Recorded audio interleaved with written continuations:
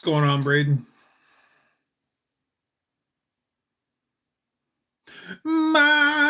What's happening? Welcome, welcome, welcome. It's Monday night. Live from the Wolverine Garage. It's Monday night.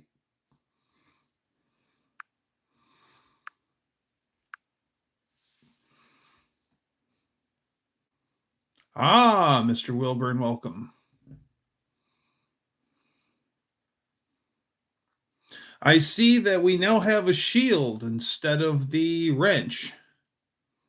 So, Blue Shield Brigade instead of the Blue Wrench Brigade.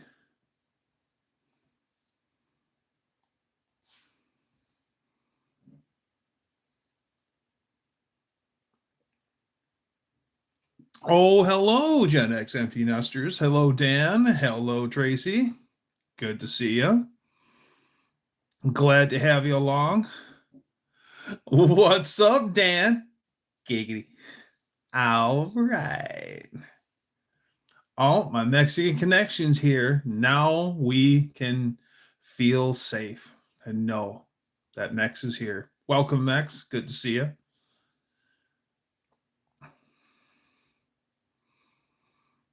I think it's cool. We get people from all over the globe here. I mean, we get people from India. It's a browser thing. Most still show wrench. Okay. Yeah, I noticed that the other day, John. Mean Street Mopar, what's going on? I noticed that the other day they were talking about your knee. Is your knee still bothering you? The same knee that was bugging you at No Name Nationals, Wilburn? Oh, unfinished project, 777. Just eating some habaneros. Yeah, I once ate a habanero trying to be a tough guy at work. I was trying to impress my Mexican friend Juan, and the habanero was probably about the size of a little bit smaller than a golf ball. And I pounded that thing like nothing, and hurts and slows me down, but I'm managing. Just keep on keeping on. Habaneros are getting to be like candy to me. I have no idea what the hot peppers were, but one of the guys I used to work with, he would pickle everything this side of orange juice. And he had these peppers that looked like little black cherries, and they were just the spiciest things you ever heard of. The fiery explosion happens the next day. Yes, it does.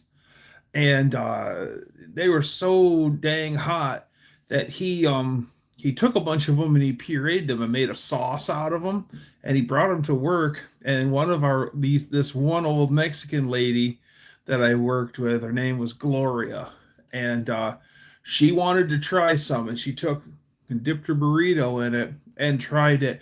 And when the old school Mexican lady is doing one of these numbers, you know it's hot. Yes, same knee. Got much better, but I re-injured it a couple of weeks ago working on a rental property. Okay. Yes, same knee. Well, the good news is at least you lost all that weight. So think how much worse off your knee would be if you were still carrying all that weight on it. So, I mean, at least you're a lot more svelte than you were before.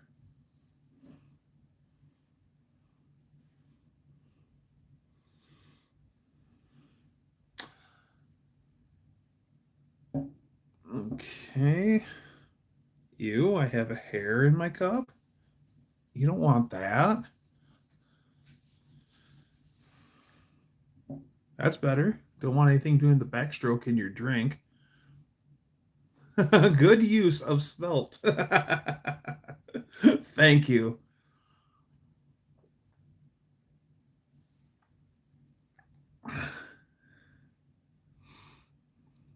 The good news, if you chew them up, you don't have the bad burn the next day. Plus, you don't wreck your stomach either.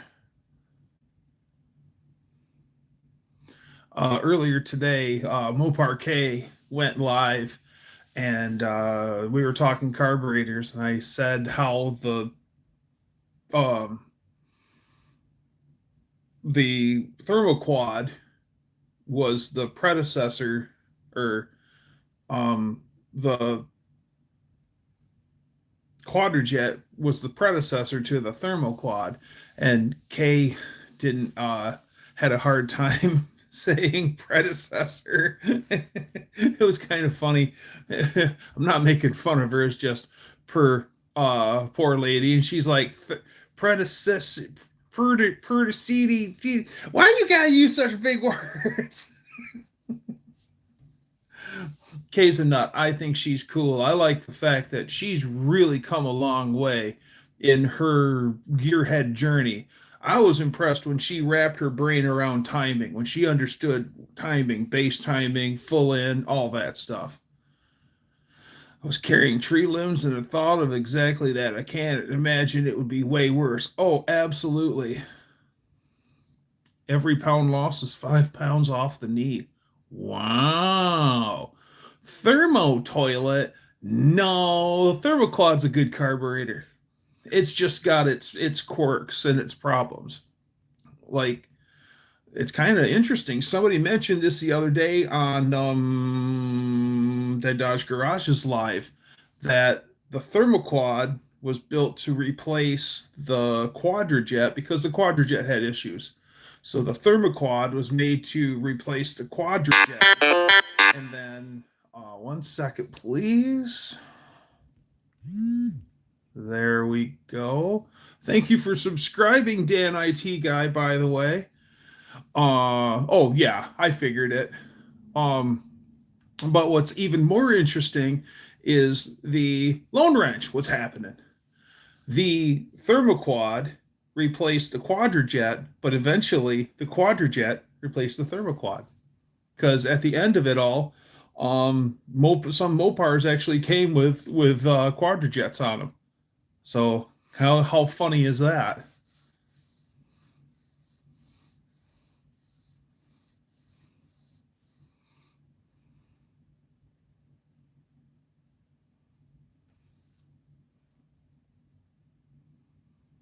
And Curry. Small primaries, better mileage. Well, that's the spread bores anyway. Is spread bores versus square bores. Yeah, small primaries, better mileage, and not to mention the quadrajets and the thermal quads. They both have that awesome sound when you kick them in the butt. Especially the thermal quad. It's just like. My friend had a van with a big old with the big thermal quad on it, and of course that's right there at the top of the doghouse where you keep your soda. And yeah, he'd kick that thing in the butt, and she just loved the sound.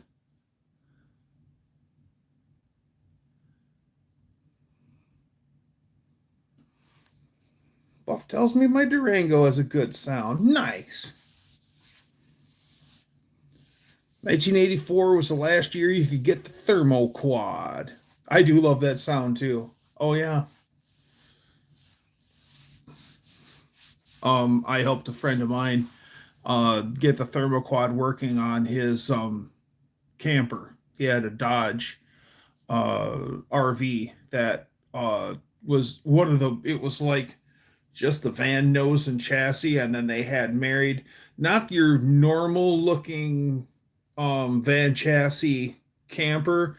This one was even more elaborate than that. Like this one didn't have the over the cab bunk on it. It was all behind you, but it was more like a capsule than it was like your normal aluminum. It was all fiberglass instead of a flat aluminum rib aluminum one. And yeah, I was like, man, I want to hear this thing run. It had a big block in it. Had a 400 and with a TQ on it.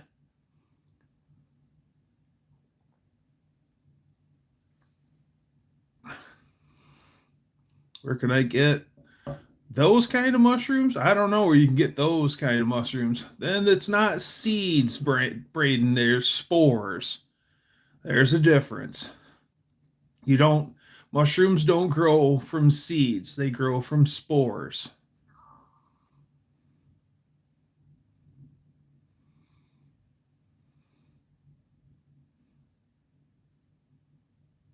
And you know mine.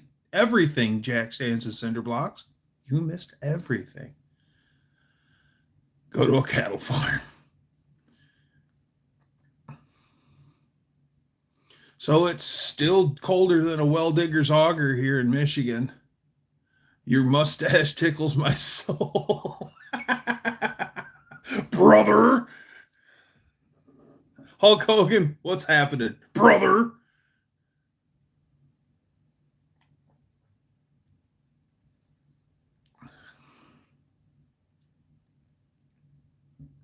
Well, gotta have the porn stash. Yeah, porn stash.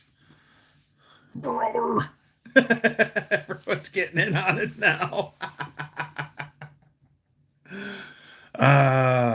Awesome. The Magic Cop Stash. That's right. I need to see your license and registration, please. Do you know why I pulled you over? My wife won't let me have the porn stash. Porno music.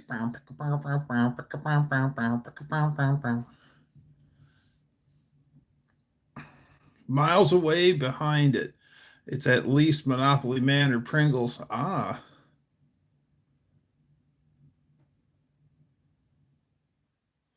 Do you like a 2009 HP with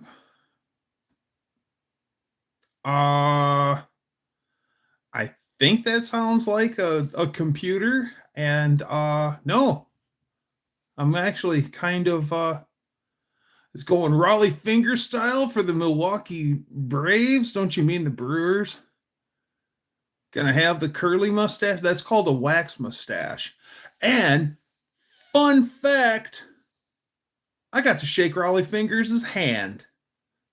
We went to Cooperstown, New York in 2018, and walking down the street. I mean, it's wall to wall baseball players. I mean, we're in like baseball city. The Baseball Hall of Fame was there. That was off the chain cool, and it's Hall of Fame induction weekend. And you're just walking up and down the streets. And I mean, I seen Darryl Strawberry, I seen Raleigh Fingers, I seen Bill Matlock, who's a Tiger. I even seen Jimmy Hart, the mouth from the South, the professional wrestler. Hulk Hogan knows who I'm talking about. And yeah, I could have slapped professional baseball players across the face. I seen Randy Johnson.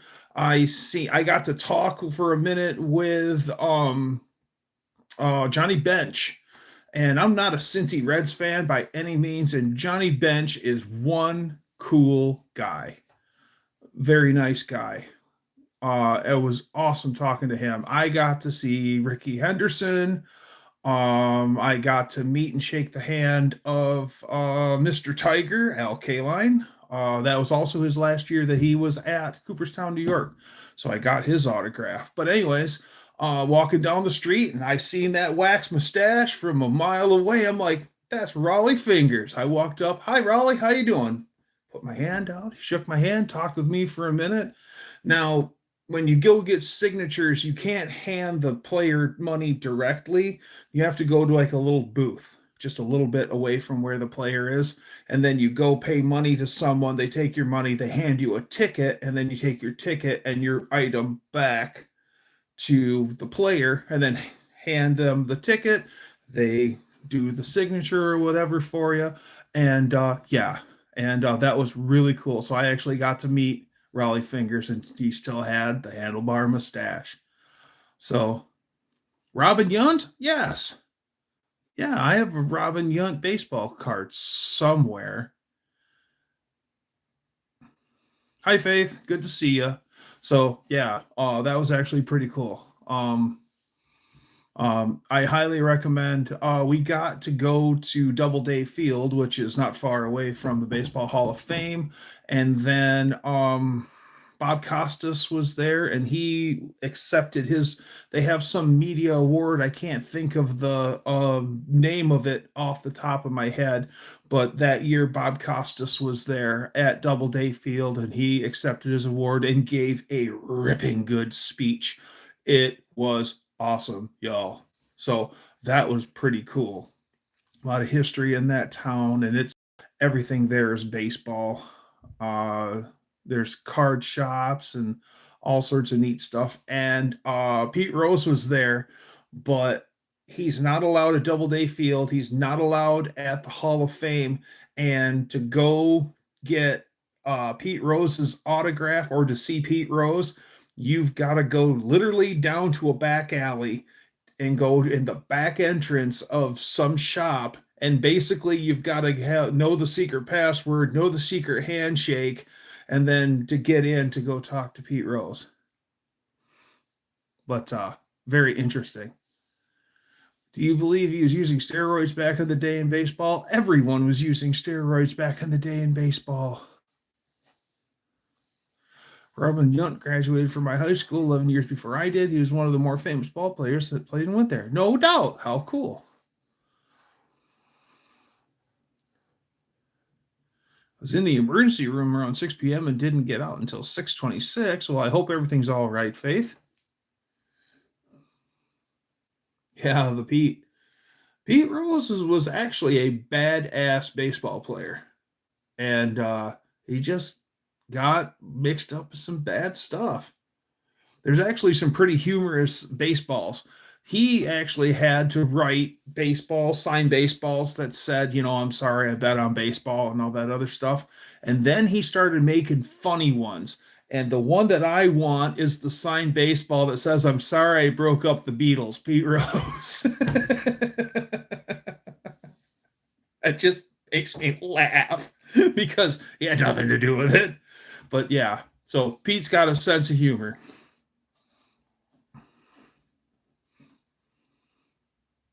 You just got attacked today and your sister took you in? Holy wah. Well, I'm glad you're okay. At least I hope you're okay.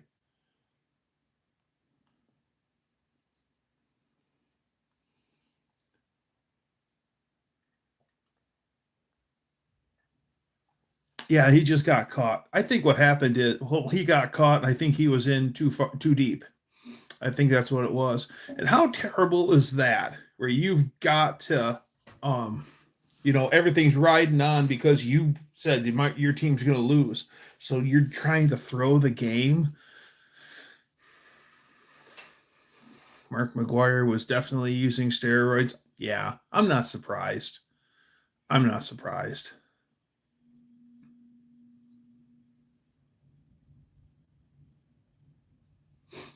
I mean, performance, anyone can use anything to get that advantage, and it only goes so far.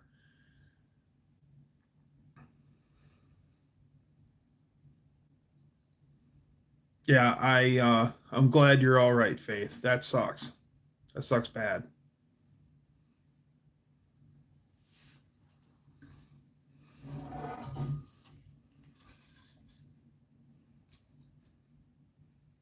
Same with Barry Bonds. Yeah.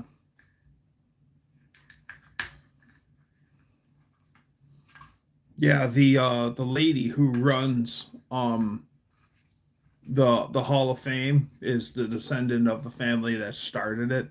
And yeah, Pete Rose still today, he is not allowed. He will not be in the Hall of Fame, even though he deserves to be. He will not be in the Hall of Fame. He is not allowed at the Hall. He is not allowed at Doubleday Field, and it's like lifetime ban. Not happening, guy. Ryan Sandberg used to bank where I work, so I've seen him several times. That's pretty cool. Ryan Braun from the Brewers was kind of the last of the steroid users. Yeah, finally the league had to. It was so in your face with the media and everything that they had no choice but to double down on it.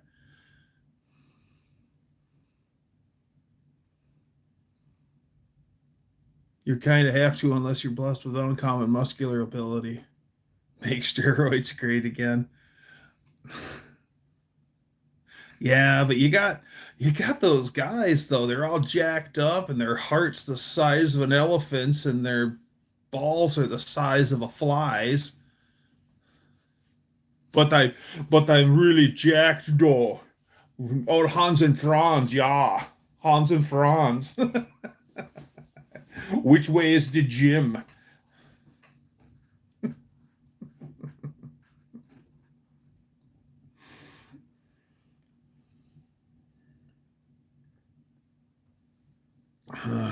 Loved it when we would used to play the Cubs and Ryan Brown. We would get a bat every time. Ryan Brown would usually hit a home run because the Cubs would. Well, I think Sammy Sosa. Well, yeah, Sammy Sosa was a Cub, and he was part of that whole home run crew. And I think he was dabbling in that also. I mean, a lot of the players were. They die young. Yes. Yes. I think that's a pretty hard trade. Yeah, you're gonna die young, but you're gonna look good till then. Well, actually, no, because I think once I don't know for a fact, but I think that once you start using steroids, you gotta keep using them because that's the only way to keep it up. Cubs used to boo Braun because he used to use steroids. Shammy Shosha, as Harry would say. I'm a Bud man and I'm a Cubs fan. Hey, check out the kid in the sombrero.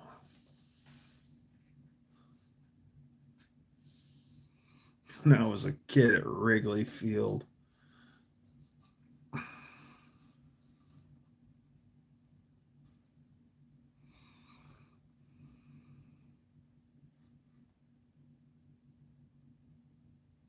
It is the season. Nice. Awesome, Dutch. The cop car charger. That's right. Pull over. He was so hammered. Oh. Harry, yeah. See, that's a beautiful thing about Harry sounded like the guy that you were sitting next to at the ballpark just having a beer. He was your buddy. That's exactly who he was. And he just had that magical ability to sound like, yeah, he's just your buddy talking to you while you're watching the game. That's what it felt like. Well, we had LK line back in the day as an announcer for my Tigers, and that was awesome. I mean, Mr. Tiger, like the most famous Tiger of them all. Yeah, awesome. I have to pull out that signed baseball card sometime, show that to you, and my Raleigh Finger signed card.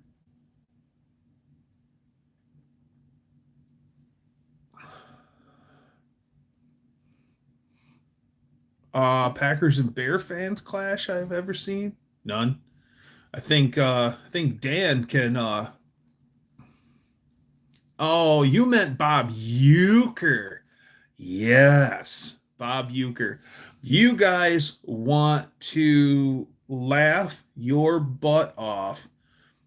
The same award that Bob Costas won, the media award or whatever it is, Bob Euchre won that same award, and his acceptance speech that he gave for it is probably one of the funniest things that you'll ever watch. Bob Euchre is an absolute hoot. And yeah, he's another guy that just a cool guy having a beer with you and watching the game. Bob Euchre. Oh yeah. Mr. Baseball. Yeah, Bob Euchre for sure. Yeah. You Does anybody love watching WWE? I I think I gave up on professional wrestling in like the early 90s. And like I was aware of it and heard of names and stuff like that, but it wasn't like there was friends of mine that are like, we're gonna go to Terry's house and we're gonna go watch, we're gonna go watch wrestling. Like it was, you go to Terry's house on Thursday night or whatever it was. It was the thing to do, and I'm like, nah, I'd rather go to my friend's garage and wrench. I was always a gearhead.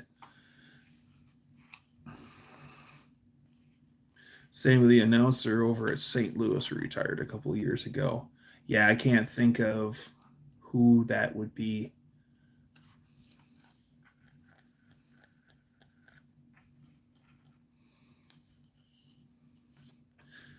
I know that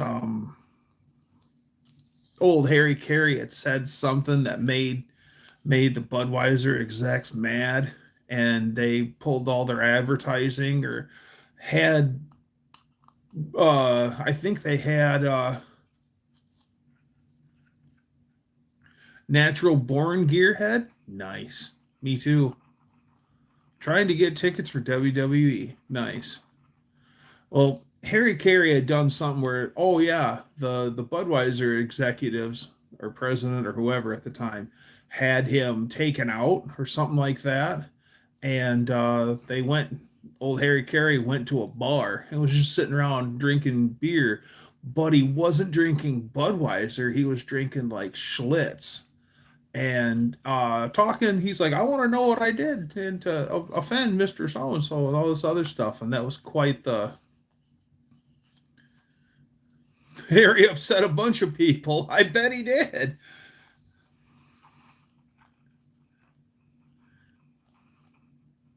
Oh, I'm not surprised at all. Bob, you're saying Bob Euchre and Harry Carey were friends. I wouldn't be the least bit surprised. Buff and Kim are here Tuesdays and other nights during the week. Check out Buff Del Campo and Kim. Always a good time. Good friends of the show. So always be sure to check out Buff Del Campo and Kim Fixes Things on various nights of the week. Sometimes they're in the shop, sometimes they're in the studio. And then, of course, without mention, John Wilburn every Friday. Check out John every Friday.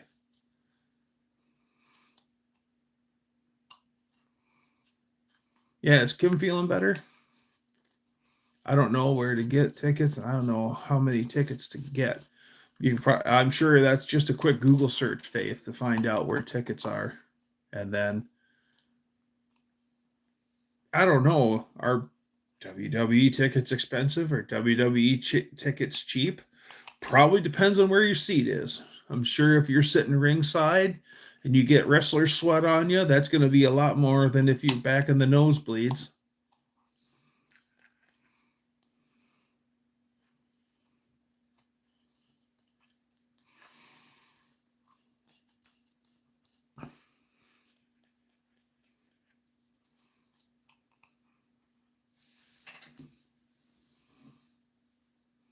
We had even more snow. It snowed big old honking flakes today, big old lake effect flakes.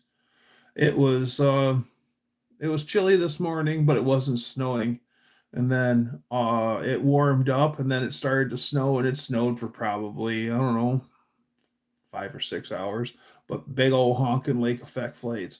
New time this week, 6 p.m. on Thursday, and of course on Thursdays you gotta check out Gen X Empty Nesters. They always have themselves a bunch of fun. The Dougster will be there. Giggity.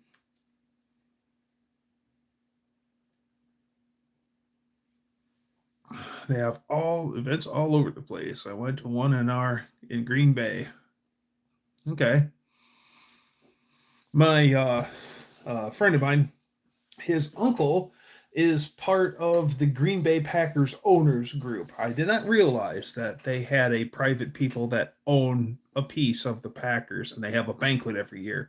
So when my friend, who's from here in Michigan, he went back home to see his family in Green Bay, and while he was there, his uncle took him to the banquet, and should buy an old Japanese slot machine just to have the house for fun. No, no, no. I want an old school pinball machine with real numbers. And the guy who I buy all my distributor machine parts from also services pinball machines. So I can have my machine running primo. Still here lurking while I help my son with his robot. Nice. I was at Lambeau Field the night that Brett Favre got retired. Yeah, pachinko. Isn't that the one you play with the little itty bitty ball bearings? A friend of mine actually has one of those. Earthquake pinball machine. I don't know. I don't know which one I'd want. The Kiss one was always pretty cool. There. I used to work at a pizza place in the late 90s, and I'd be usually there was two of us working. The owner was in and out all the time, and so a lot of times you're working alone because we would take turns. So if I would go do a round of deliveries, the other guy would be working in the kitchen, and then when I'd come back, then we'd trade places. So nobody always was stuck in the kitchen all night. And so I'd be working alone, getting orders ready and stuff. And there was a pinball machine in the dining room, and we only had like 3 or 4 tables. It was a little itty bitty pizza shop, but it was a pool themed, like Pool Shark or something like that. And it had phrases it would say like, "Go for the 8-ball, go for the 9-ball," and then every so often it would just say something. Like all of a sudden, "Go for the 9-ball shot." And another one it would say is, "Don't poke it, stroke it." So yeah, that was always funny. I'm working away, making pizza and stromboli and manicotti and whatever. And all of a sudden, out of the blue, it's all quiet in there. I ain't got a radio on. All of a sudden I hear, "Don't poke it, stroke it." I'm like, okay. Yeah, the Kiss machine was pretty cool. There was a lot of really cool pinball machines of the era. The guy that I bought a Sun distributor machine, and I needed a few pieces and parts, and the guy who is responsible for doing all this service work isn't very far away from where I live. That's where his HQ is. And so I go over there to buy parts for my distributor machine. And while I'm there, he's got a whole pinball machine dismantled and he's rebuilding it. And then I'm like, wow, this is pretty cool. And he goes, "If you like this, go down the hall." And he had his own arcade in his basement. And that thing was amazing. There was probably like 30 machines in there, and it was done up like a real arcade, to the casino style carpet and high up windows, and it was just awesome. He goes, "Hey, they work. Go ahead and play them, man." And I'm like, "No, I can't." He goes, "Why not?" And I said, "You'll never get me out of here." That's the truth. I said, "Once I start to play, you'll never get me out of here." So I'm better off just not playing. Do you like yourself? Do you like yourself?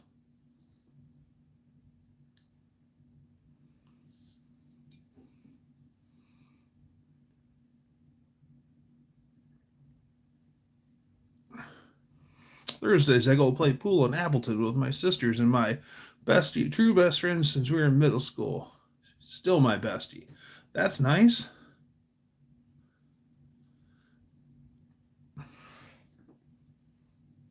The catsters down here, I'm petting them with my left hand right now. I'm not going to pick them up though.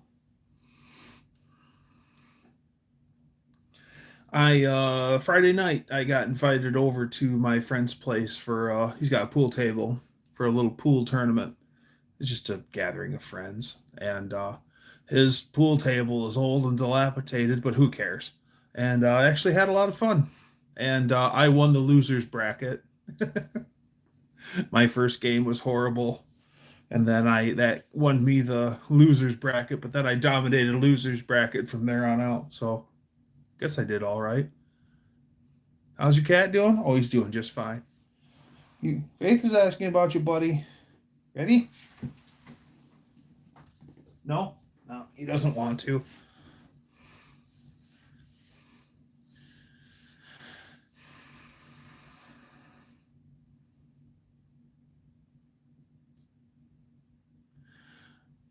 I shouldn't get into the vending machine business?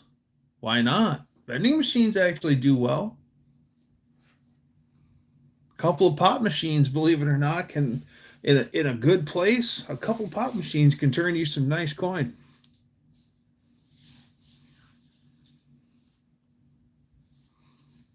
A friend of mine did that for a really long time.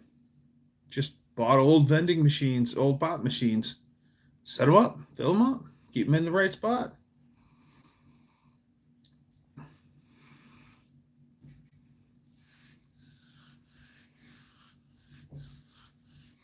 The one thing though that kind of sucks about vending is the waste. Like that's what my friend was kind of complaining about. It's kind of the double-edged sword is you want to have the vending machines and you want to have all the stuff that people want, but at the same note, what happens when your machine's stocked with all the stuff and nobody's there to buy it and then it goes stale or it's outdated or whatever? That's all product you have to eat. So and I don't mean actually eat, I mean like eat profit wise. So he goes, it's kind of one of those things. He goes, people want all sorts of weird stuff, but at the same note, is it, if there's only, the loss is a write-off and you can donate it. This is true. Or ATMs, yeah. Would have a lot of fun. I'll go get my pool cue. I'll show it to you. It's in the next room. Be right back.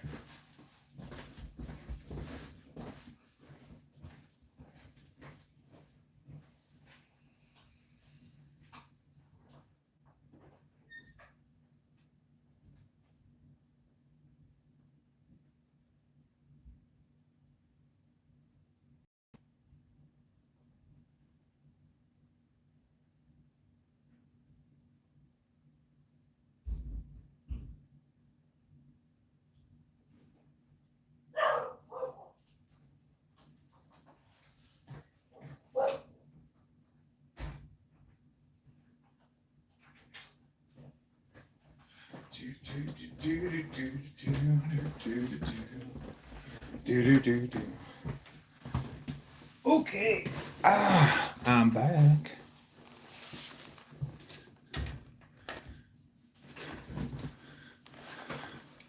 Well, that's awesome that you hate the old Dodge badge.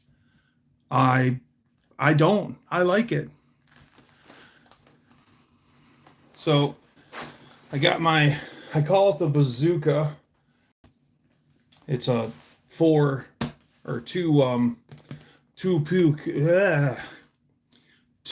pool cue case. And hey Fox dude. And why do we call it the bazooka? That's why. Because it looks like a flippin' bazooka on your shoulder.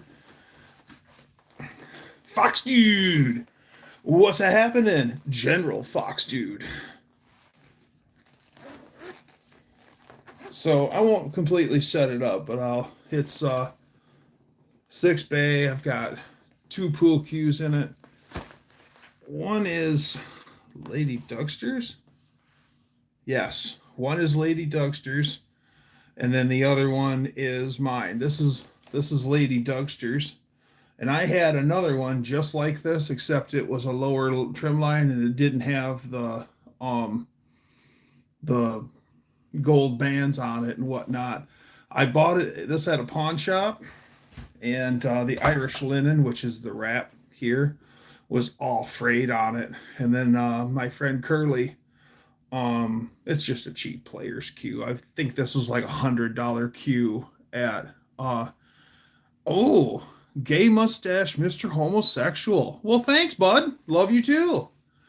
So this had it rewrapped actually with my friend who does Bookem Dano, by the way, and had it rewrapped by my friend Curly, who actually does some really expert pool cue service. Surprisingly enough, well, not surprisingly enough, he made some really awesome handmade cues. But I mean, even in the mid 2000s, he was pulling in like $1,400 for a handmade cue, but they were exquisite. Every so often, he'd be like, "Hey, check this one out! I just built. And it was just so nice." He's like, "Oh, go play with it, test it out, tell me what you think." And it was just like, "Oh my god, it's awesome."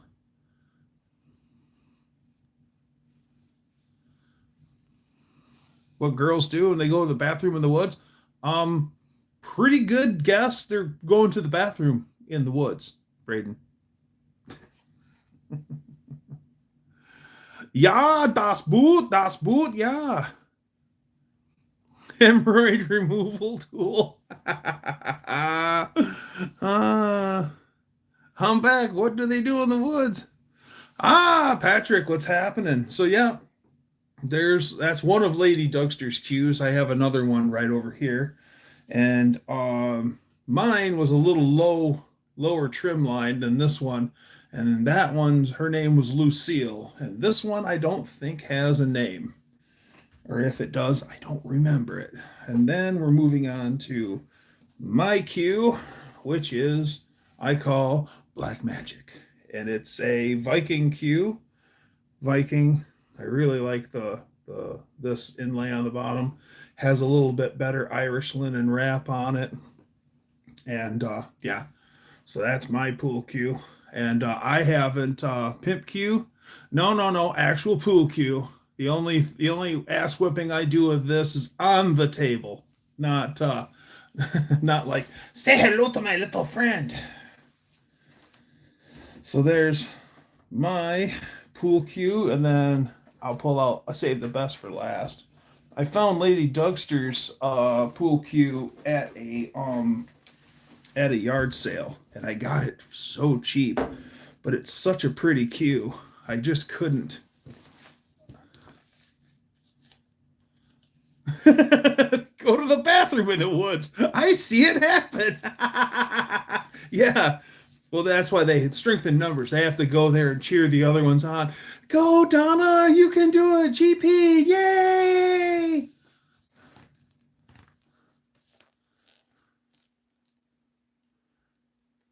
Would you faith out in public, Doug? And what's your take on Iran? Come on, Braden. You know I don't want to talk about politics. You know I don't want to talk about politics.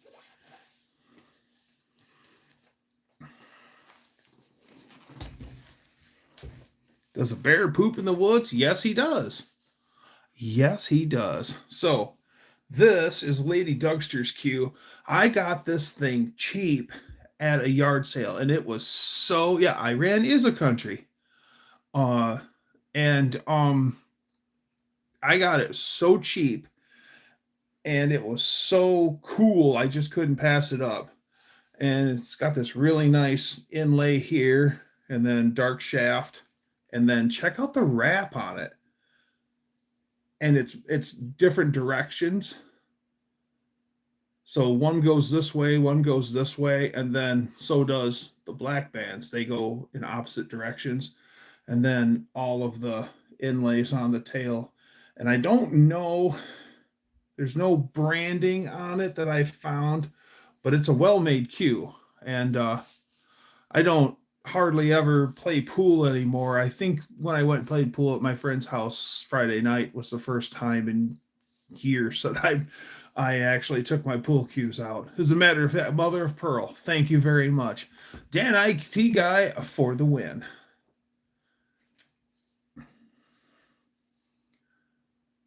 Yeah, I enjoy playing pool. It's fun. Someday I want to go to Egypt. I do too.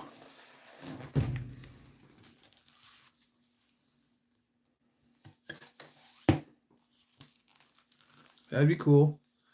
Pool is all math. You're right. It is all math. It's all geometry.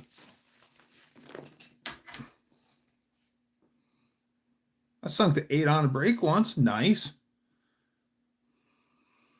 Yes, geometry and physics. Yes.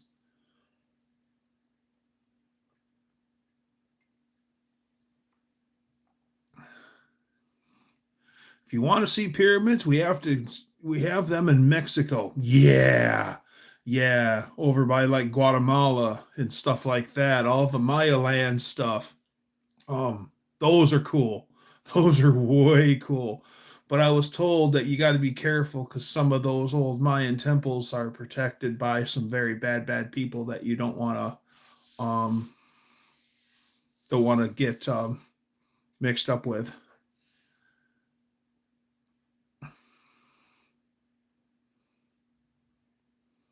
About to switch from HDMI to DP.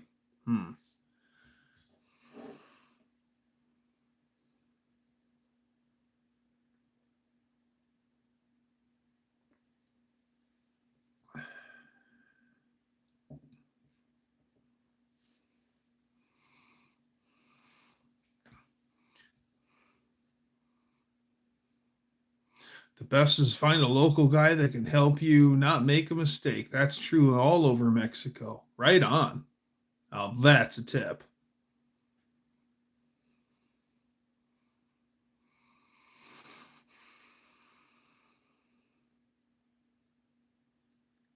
Uh, okay.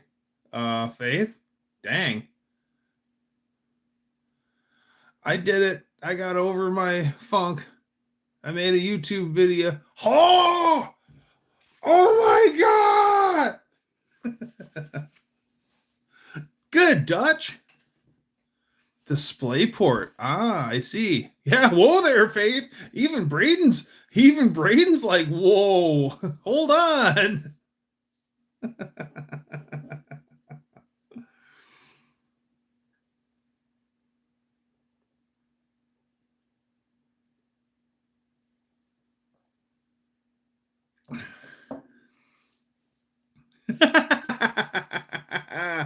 It's higher quality than HDMI. That's funny, Max. You're right. Some guys aren't into that.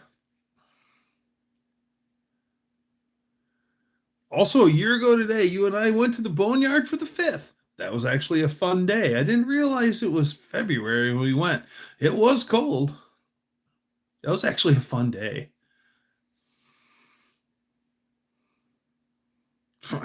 And I'm not Dan. I'm the nerdiest nerd that ever nerded a nerd, man. I'm a gearhead nerd. That's the thing. Is yes, I'm a nerd, but I'm a license plate nerd, and I'm a stereo nerd, and I'm a record nerd, and I'm a gearhead nerd. So yeah, I'm a nerd, but not in the classical sense of nerddom. I have something kink. Whoa. Ginger, what's happening? Did you nerd a nerd? Tell us about it.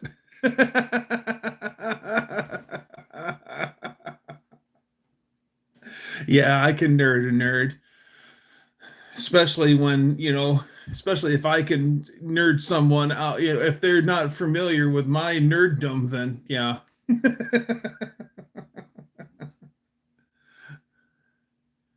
Well, I mean, it's true. I mean, you don't have to be, there's all sorts of different nerds out there.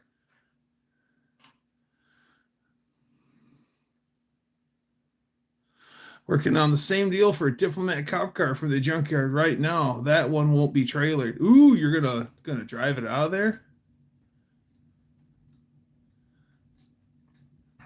Right when you said, whoa. Nerds nerding around with nerds. That's right.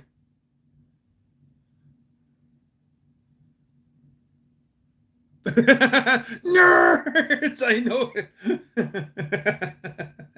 Revenge of the Nerds. Nerds!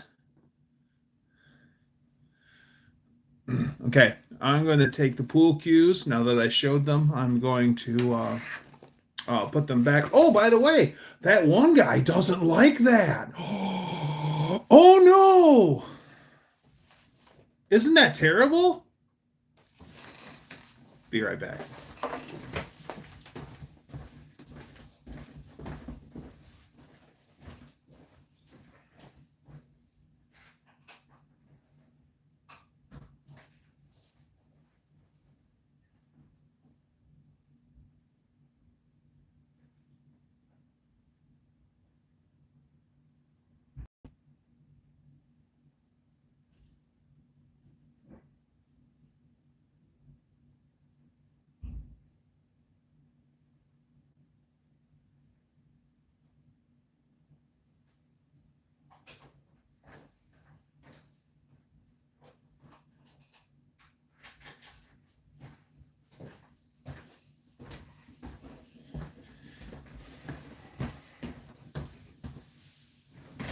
Ah.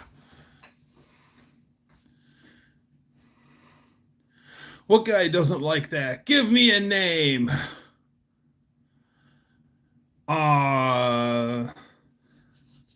The he was here a while ago. He kept coming in saying he hated this and he hated that.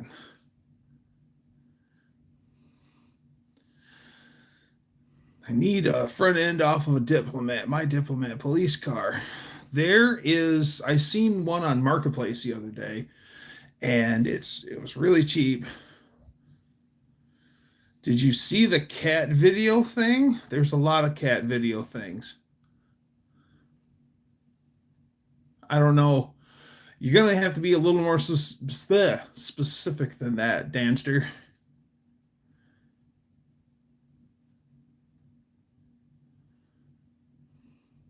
Yeah, the also or something or another. Yes. Yes. Good looking out, Dan. Yeah, he doesn't like the Dodge. He didn't like my mustache. He didn't like the Dodge logo. And yeah, apparently he doesn't like anything. That's okay. It's okay if he doesn't like it.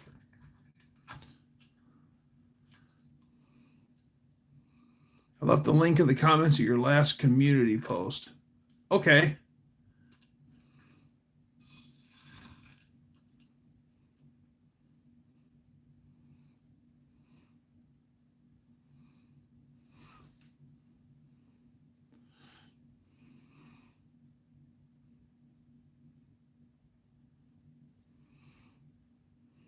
Gay as in happy, Braden? When you come in here saying stupid crap? Yeah. My last post, that's been a long time since I posted something. All right, I'll check it out, Danster, if I remember. So I was checking out Marketplace, and there is a Diplomat that is unbelievably nice and rust-free. And it currently doesn't run. It's got some go fast. At least it's got some bling under the hood. I won't say go fast goodies, but it's got some bling under the hood. And it's been hit or sideswiped or hit or something in its driver's side rear quarter, like the driver's side passenger door is crunched in, the dog legs kind of crunched in, and then the quarter panel is kind of crunched in. Not anything that couldn't be taken care of if you found the parts. But yeah, it was like probably could pick it up for around $1,000. I was actually going, I mean, the car is nice. It looks like it doesn't have any really any rust on it, which is hard to find around here in Michigan. All right, I'm going to pour myself a drink. 5.7 Hemi and a Diplomat. That'd be nice.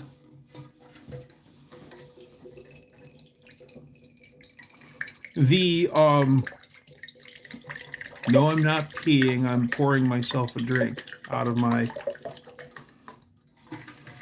big water jug.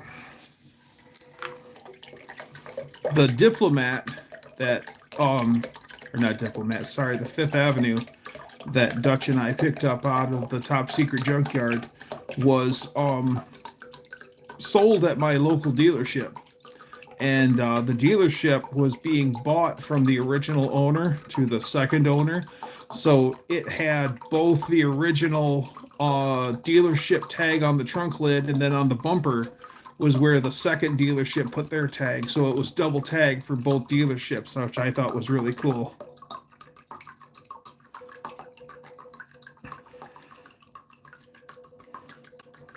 There we go. The only thing I don't like about this jug is it splashes about a bit, and I gotta wipe up the water.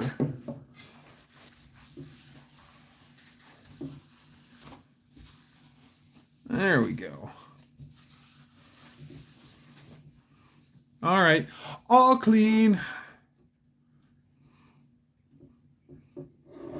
Are there any Diplomats in the special junkyard? Oh, yeah. Is that a old-fashioned? Nah, no old-fashions. It would probably be a whiskey sour. Well, it pours slow because otherwise if I pour it fast, it'll splash around even more. I mean, the thing's like a half-gallon jug, so, but I like it because I put water in it, some ice, and now it's extra cold.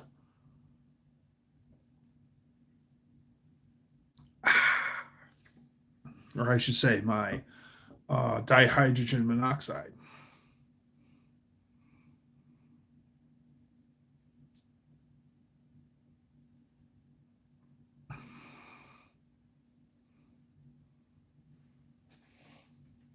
There's my kitty.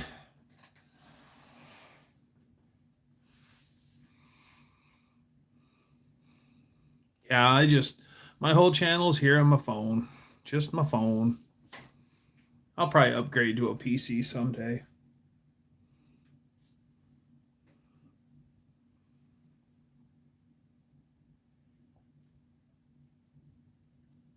Yeah, there's some Diplomat stuff up here, Ken. But one of the problems is that in the great state of Michigan, rust never sleeps.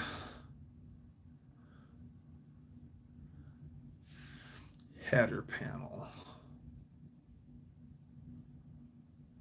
I mean, we might, but it may not be in very good shape. Would I ever upgrade to an iPhone? No. I like the Samsungs. I'll probably stay Samsung. Unless I got an iPhone at a ha ha ha ha ha ha ha.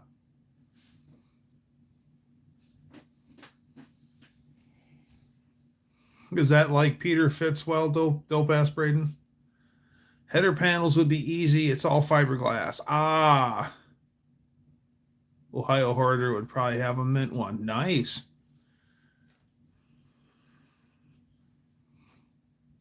Header panel.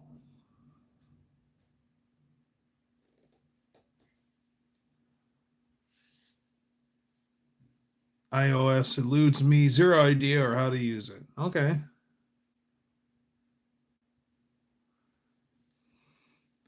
Yeah. The only drawback is with Mean Street Mopar. He's in Mississippi, I believe. Ooh, Fastenal third party. Yeah. Yeah, that does work out well. All right. There's the catster.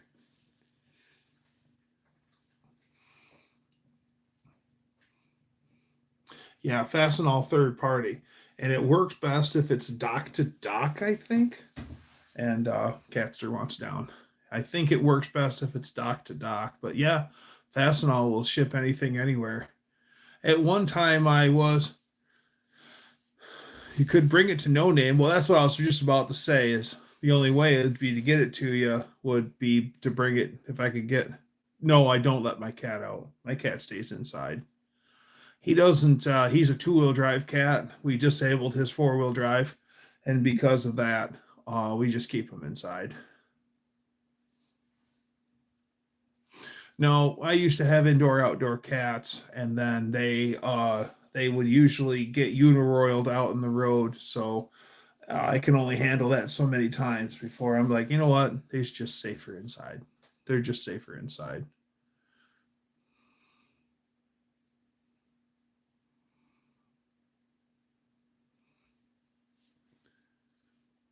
It saves our furniture for sure.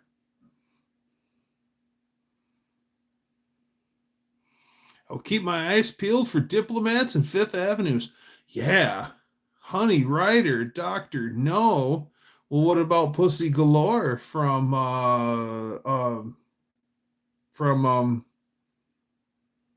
oh geez. Goldfinger. Pussy Galore from Goldfinger.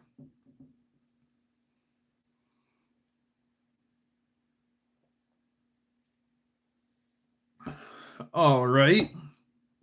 By the way, I have a trivia question that cannot be Googled.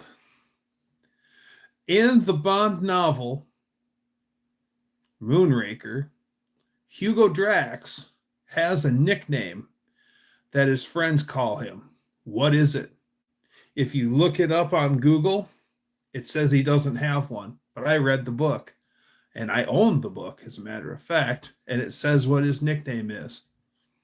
What is Hugo Drax's nickname from his buddies when he was in college? I think it was college. Anyways, his friends had a nickname for him.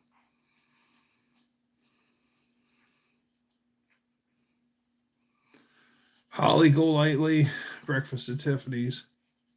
Steve. No, it's not Steve. My Diplomat police car isn't anything to look at, but I prefer to have a Diplomat front end on it. I have a Fifth Avenue header panel. Oh, okay, the actual meat. You cannot. Oh, cousin Mike, what's going on? How are you doing, Mike? How are things going with your cancer and stuff like that? I hope you're well, Mike. Cousin Magic Mike.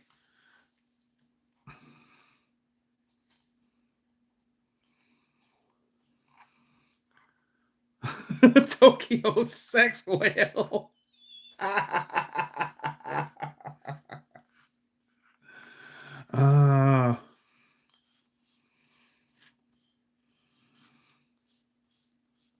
How's that engine swap going? I'm good. They found it wasn't cancerous. Score! That is awesome.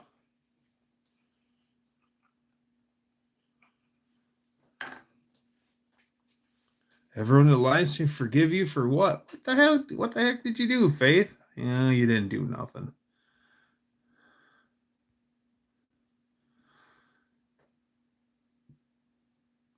Sorry, everyone. I forgot we were on live. What on earth did you do? Now I'm looking back.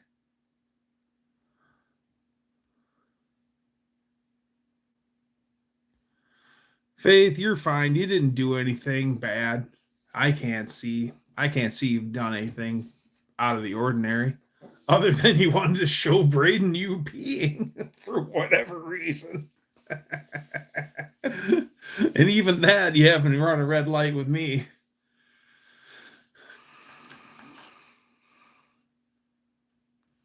That's what we're all about here, Faith. Do your thing. You're fine. You have never colored outside of the lines.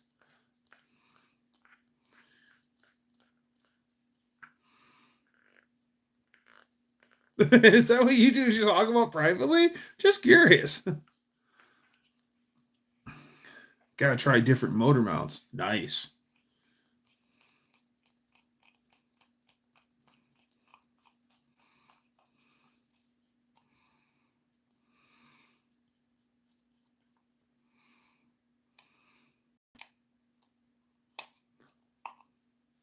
You're fine, Faith. Do your thing.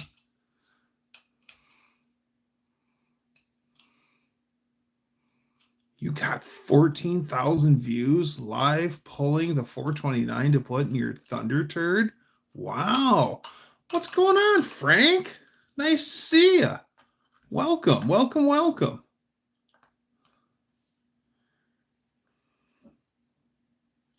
Old Neverboard lives, I don't know, by an hour, a little over an hour away from me, straight north. And he's got nearly as much snow as I do.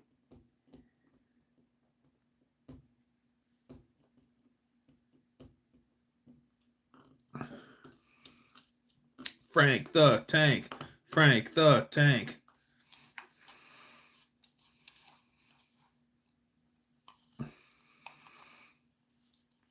Is this a contest? I don't think so.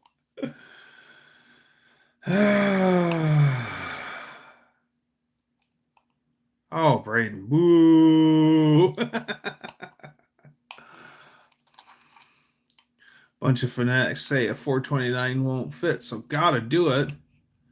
Snowing again after I got home. Oh, yeah, it's been snowing most of the day. It snowed while I was at work for most of the day.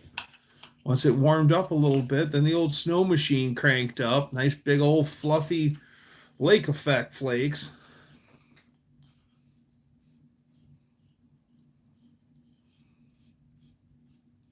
Dang, Brayden.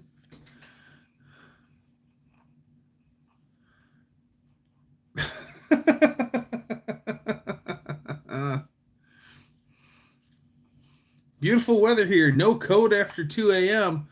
That's not the case here. That's definitely not the case here. It was real dreary today. Sunday, it was nice, clear, bright, and sunny.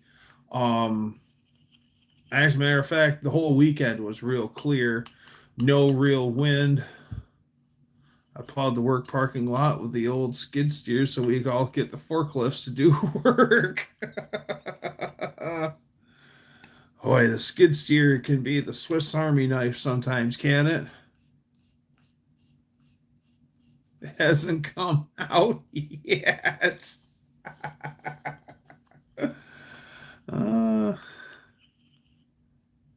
Yeah, I'm in a t-shirt. Weather is nice. Yeah, in your barn or in the house. I got a test fired my little diesel heater. That seems to run pretty good. Ran it for like 2.5 hours and it hardly made a difference in the shop. And then my friend made a pretty good point that he goes, "You got a lot of cast iron in there, don't you? Engine blocks and heads and stuff." And I'm like, "Yeah." He goes, "You realize that all that stuff, if you start to get that, raise the temperature in that shop, that all that cast iron's going to start to sweat until it heats up." And I said, "Oh no, I don't want that stuff to sweat. That means it'll rust." So I don't know if I really want to get the warm up my shop now that's been all cold. Heat the cast iron first. Yeah, but I've got like 5 or 6 engine blocks and heads and stuff like that. So that's a lot of heat. Bars at 72, whiskey's at 16. Perfect.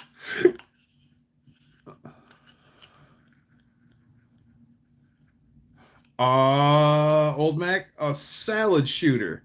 Oh, the answer to the question is Hugo Drax's nickname from his buddies was Hugger.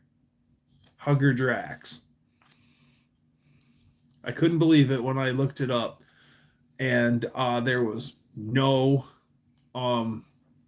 they said they didn't have one. I'm like, that's a lie. I read that in the book. Salad shooter.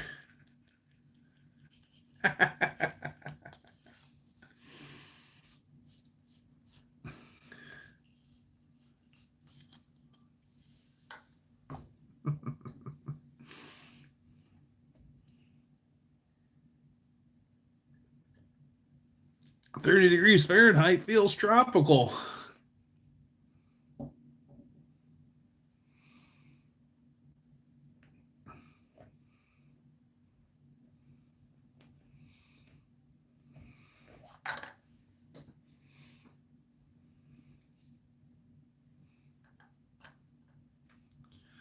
30 degrees. What is it currently here?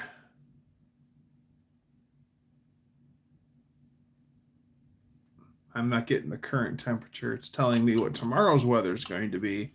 We got a high of 23 and a low of -4 for tomorrow. So I'm sure it's probably somewhere in the single digits. I don't know if Punxsutawney Phil's seen his shadow or not.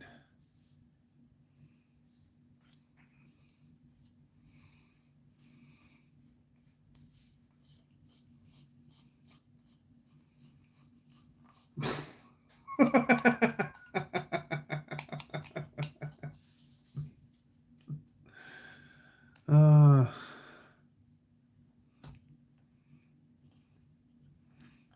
6 more weeks of winter, huh? Yeah.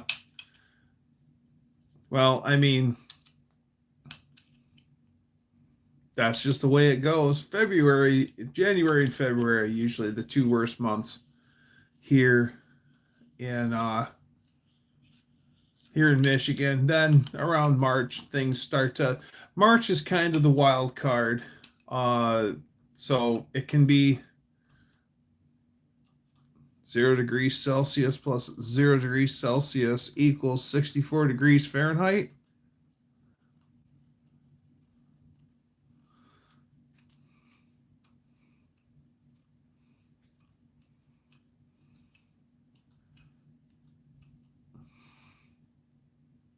Dakota Tang.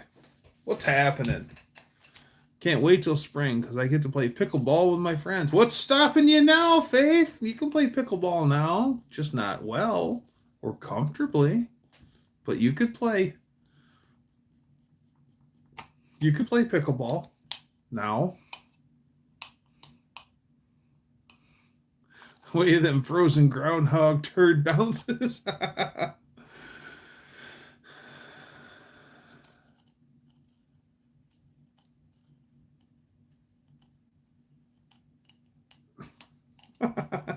Whole week.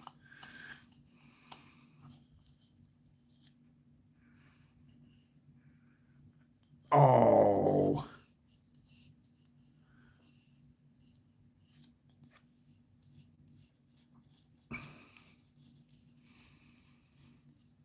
You can play pickleball outside right now, Faith. Nothing's stopping you. And you know, there's a whole bunch of other crazy Wisconsinites. I'll bet you money you could probably walk into the local bar and say, "Who wants to play pickleball?" And I'll bet you'd have 3 other people to go play pickleball with you right now. Just got to make sure to buy some beer for them. That's all. Are you bringing the spotted cow? Well, of course. Okay, cool. Let's go play pickleball.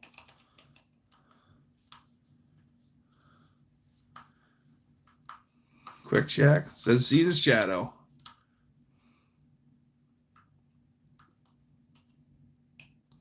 Too cold to wear shorts. Nothing's stopping you. You can still wear shorts. What's pickleball? It's kind of like low impact tennis.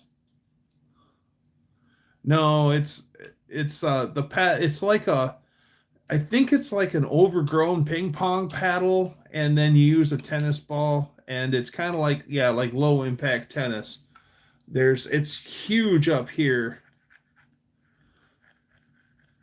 What does a horny dude say? Rub it, rub it. Baseball practice tryouts every February back in grade school. Okay.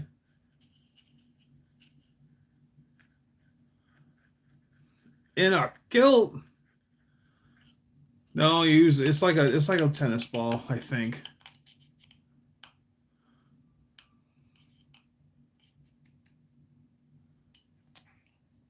Oh, that one birdie game where you have to hit that bird with the racket. Badminton. Yep. Danster beat me to it. Yep. And the birdie is also called a shuttlecock.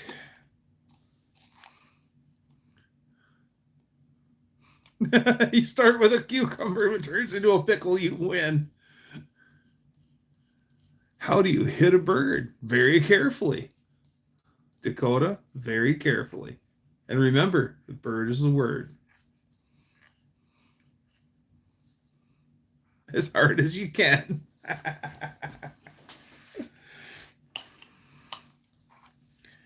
Years ago, I would go to help my friend take care of their chicken coop, and he had a rooster that was one mean SOB.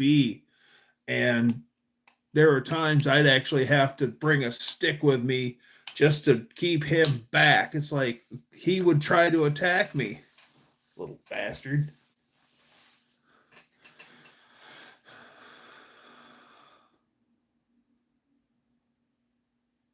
One has hope in her soul. I think Birdie is the way of treating a show. Oh, what's happening, Teflon Don? Good to see you. Welcome, welcome, welcome.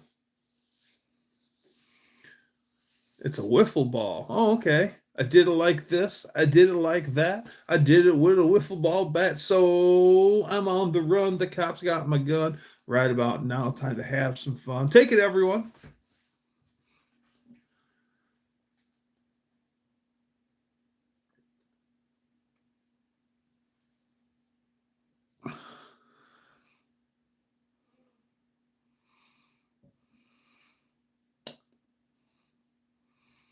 Wendy should be walking in the doorway any minute. We'll have a beer ready for her, guy.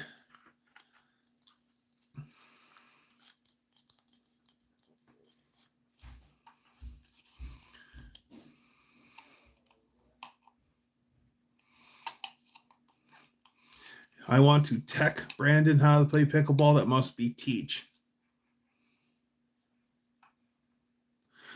Oh, right. It's not Pepsi, Neverboard. It's dihydrogen monoxide with frozen dihydrogen monoxide in it.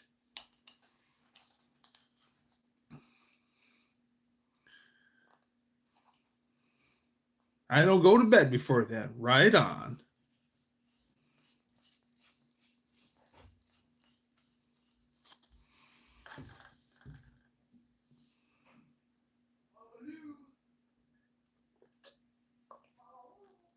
Lady Dougster's up. She's feeding our pet rat, Hawkeye.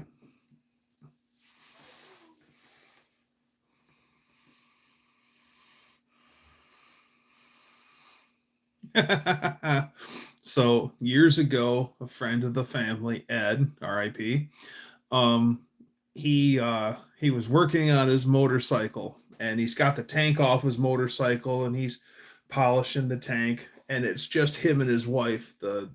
His daughters are off in school, and his wife pokes her head out the window, and she says to Ed, she's like, "Ed, want to make me scream?" And he goes, "All right, I'll do that in a minute." So, so he finishes up what he's doing. He gets the tank back on his motorcycle. He puts fuel in it. He jumps on his bike, lights it up, and he smiles to himself, and he just goes for a ride. And she all of a sudden gets up and runs out on the front porch and yelling, "Ed, you son of a gun!" He's like, "Made you scream," and off he went. That's one of my favorite stories that he would tell. Ed was such a card. I miss him. He had a railing. I've had one Dr. Pepper since my kidney stone, been flavored water, OJ, and chalky milk. Whoa, there she is. Damn Ed. Come on, Don, that was funny. How big was the stone? 13 millimeter. Good God. You'd think you'd lose it. No, that's the 10. Sorry. Well, you'd lose 13s also. 13 millimeter. Good Lord.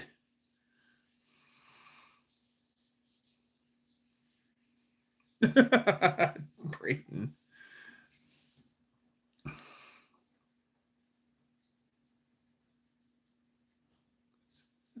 $5. What do you expect? That's funny.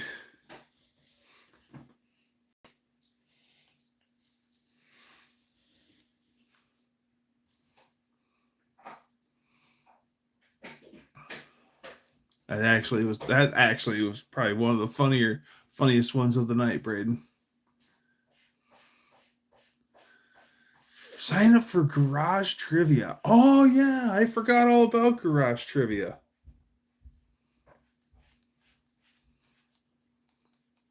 Yeah, I'll have to do that. I totally forgot about Garage Trivia.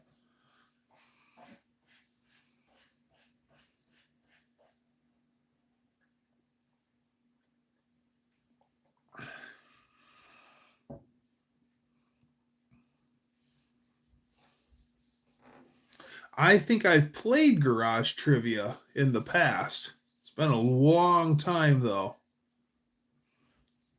They used a laser beam. Lasers. Sharks with lasers.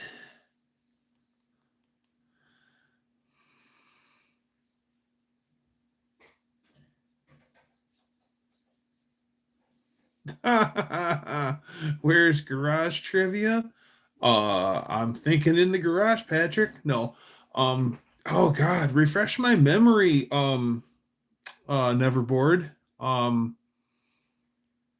Wasn't that put on by Ice Spider Garage? Freaking laser beams.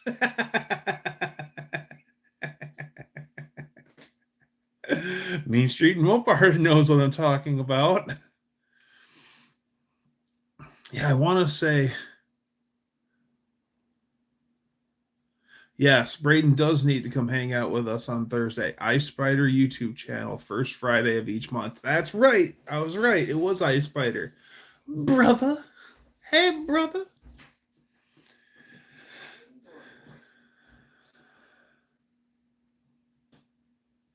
Has anyone with laser tag? I get to go laser tag this weekend, I think. My uncle is one of those guys who's got all sorts of cool stuff from back in the day. He's a little bit like me, and he doesn't throw it away. He keeps it in good condition and stuff like that. He's got laser tag, the old laser tag stuff from the late 80s, early 90s, where you had the transponder that you strapped to yourself and you had the pistols. Well, he has a laser tag rifle, and I'd say it's probably 2.5 feet long. It's actually pretty cool. I wonder if he still has that, because that stuff is cool. It's pretty hokey by today's standards, but I'll tell you what, that stuff was cutting edge in the late 80s, early 90s. Yeah. Yeah, that's a good time. That's a lot of fun. Laser tag with BB guns? No. This was actually like actual laser tag.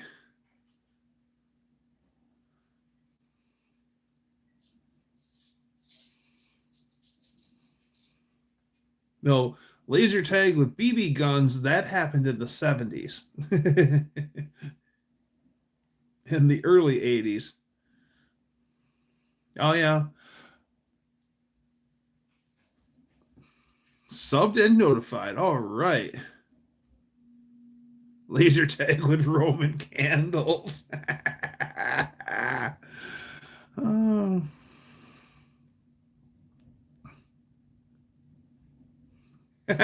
Who threw a fit?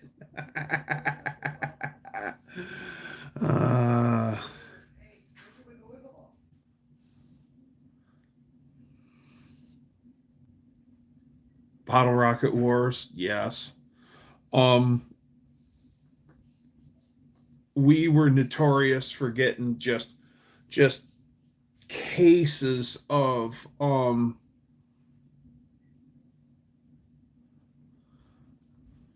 we used to get cases of bottle rockets, and we'd get big cardboard tubes and fuse extensions, and we'd put as many clustered together as we could, and then stick them in the bottom of the tube and light them all off just to get that rapid fire thing going on. We thought that was great.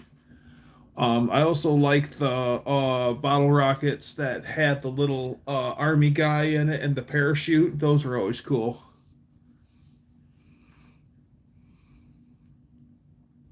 Yeah, firecracker fights, or the snap packs, or what are those called? Where you throw them on the ground and they go pop. And M80 fights. Now, yeah, now we're starting to get a little. Yeah, Roman candle wars are fun. Mohawk, what's happening? Poppets. Thank you. Poppets. We used to have a lot of fights with those, throwing them at each other. Yeah, Roman candle wars were pretty fun. Super schnapps. Whoa. Oh, super snaps. I thought you were saying super schnapps, like the 101 Arrow super schnapps, the old peppermint schnapps. Whoa.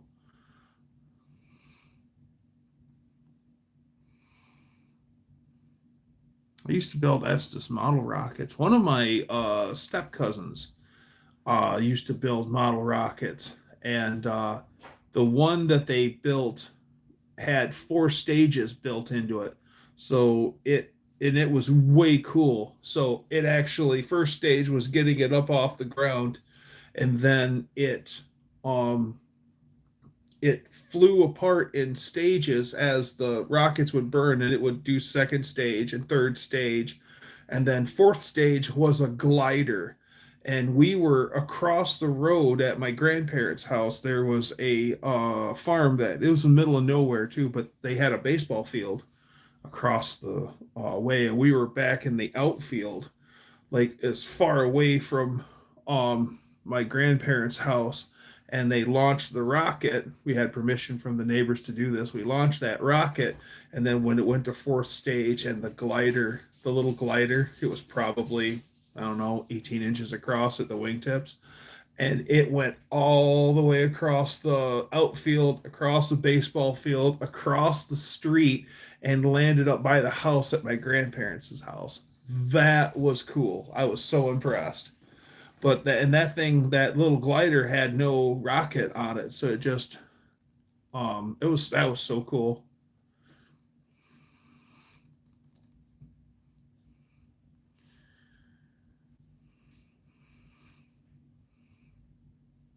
You can go retrieve the rockets and keep flying in that same rocket if you can find it. No, these rockets, they burn up, so they thrust once and that's it.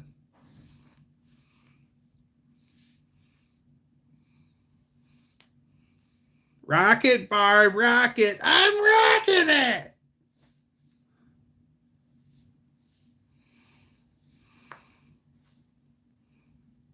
Rocket, Barb, rocket. I seen somebody say they like Oldsmobile rockets. I do too. Last time I was in one of the U-Pullet yards, they have this particular U-Pullet yard has everyone walks through it. This little narrow spot, and they call it memory lane. That's where all the classic cars sit. And the last time I was in there, there was a couple of Fox body Mustangs that were really picked over. One was a convertible, or one was made into a convertible, I should say. They cut the roof off of it. But there was there was an old coupe convertible Olds 98 in there in like a robin's egg blue, and it was like a 1970, and it had a 455 under the hood, 4-barrel complete engine. And I was like, man, that was a top of the line Oldsmobile. That was probably one of the most expensive Oldsmobiles you could buy in 1970.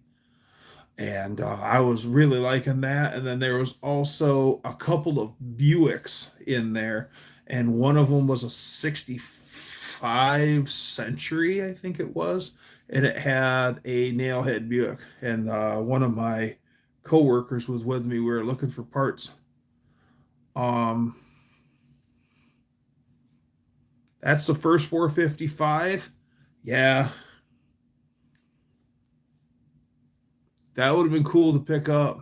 The nailhead would have been cool to pick up too, just because you don't see nailheads out that often.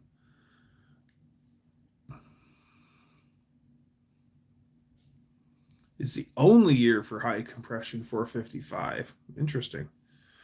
I think if I was to yank an engine out of that yard, I think it would be Pontiac, because I would probably take care, Frank. Good seeing you, man. Thanks for hanging out with us. Come back again, please.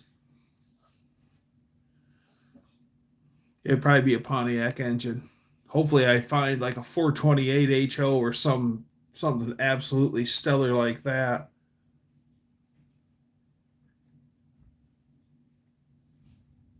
I have an electric RC plane. First time I flew it, I ended up in a tree. Snoofa.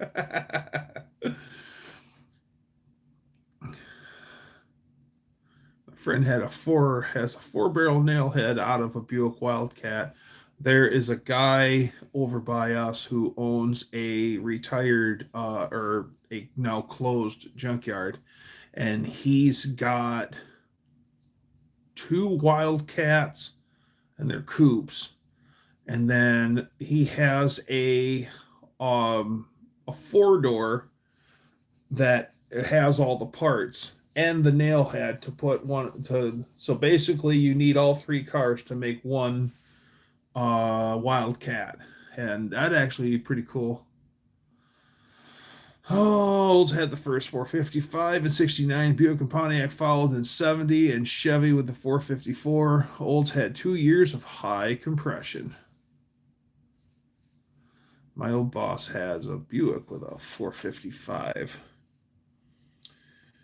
The Pontiac, they're all BOP, Buick Olds Pontiac.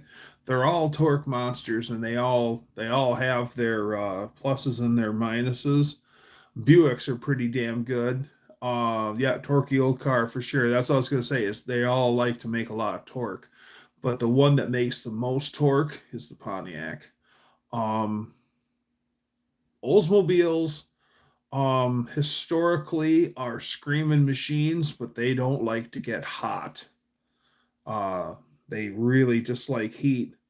I had a 83 Olds custom cruiser wagon, the big old battle tank, and it had an Olds 307 in it, and that thing was so much fun to drive.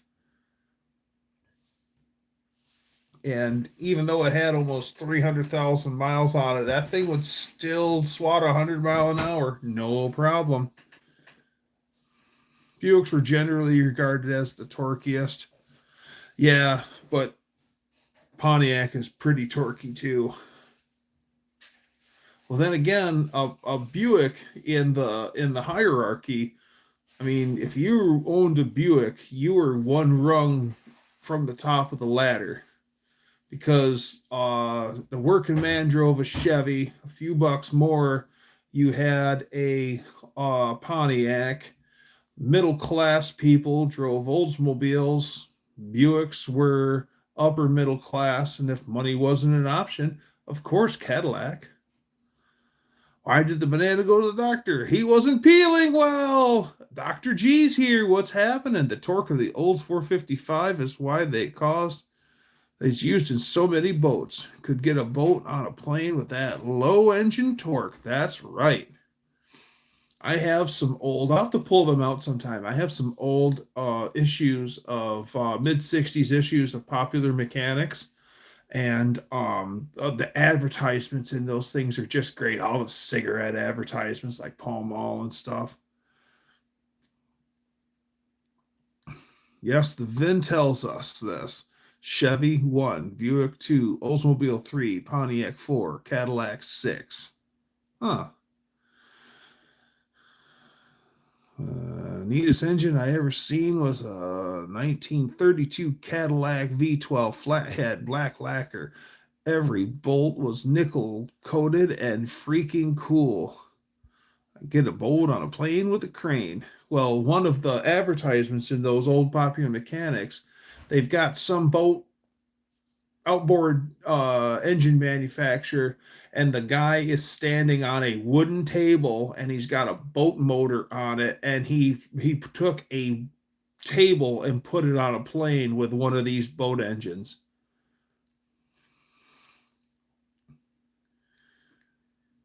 Insta smoke tires anytime. That's right.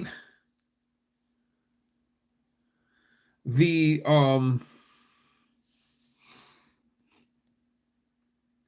there's a Cadillac V12 on display at the Gilmore Car Museum. It's just the engine and the transmission on display. And I can't believe the distributor cap is huge too.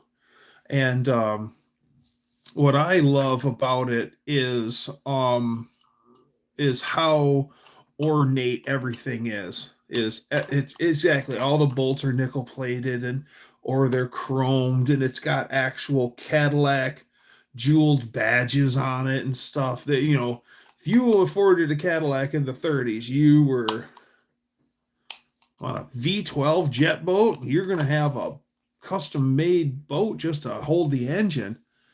V12 Cadillac on display outside Chicago at the McCann show a few months back.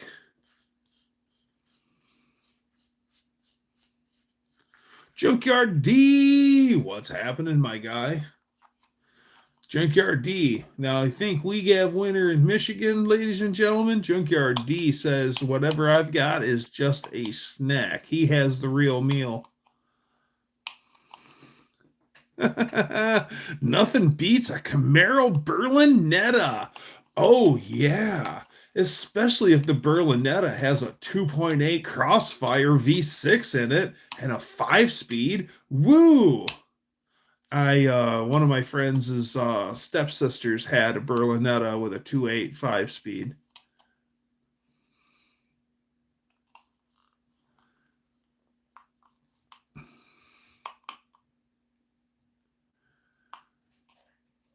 What year? The digital dash model?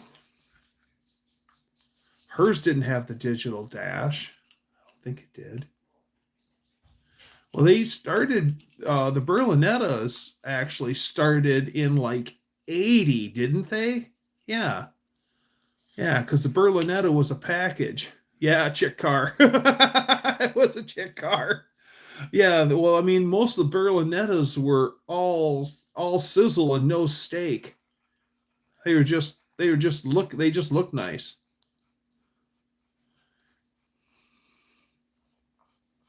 Does anyone have mice issues in the house at night? Nope. That's why I got a cat.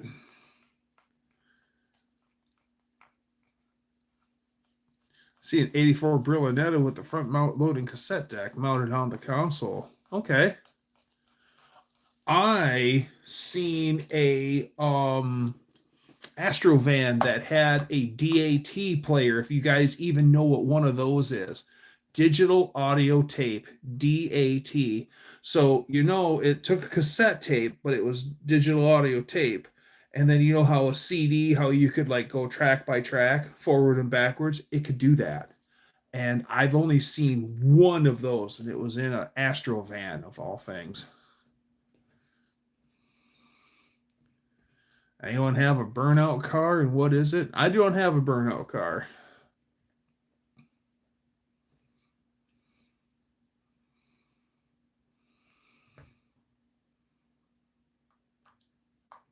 Mini disc DAT, great times. Dino. Chromium oxide. Oh yeah, the chrome tapes. Yep.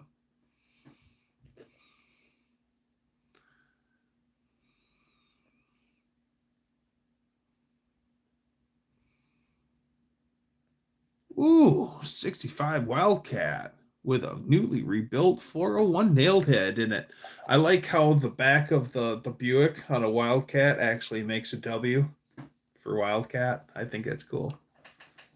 You look at it at the right angle, it makes a W. Smart design cue.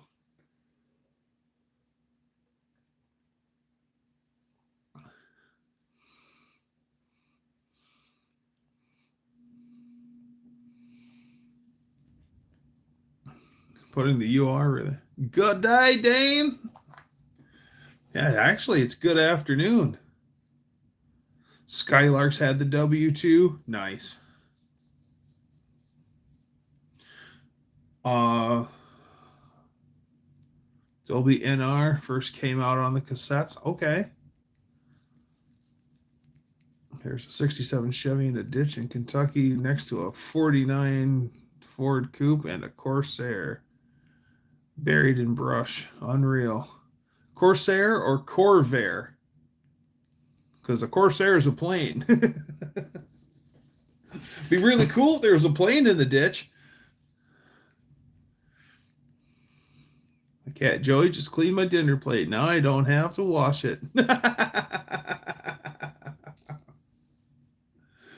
Good job, Joey. Corsair was an Edsel. You're right, it was. Corsair was an Edsel. Yeah, you had Edsel Corsair, Edsel Ranger, Edsel.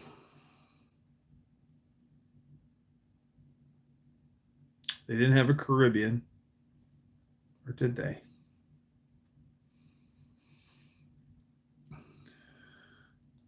Yeah, Corvette Museum is in Kentucky.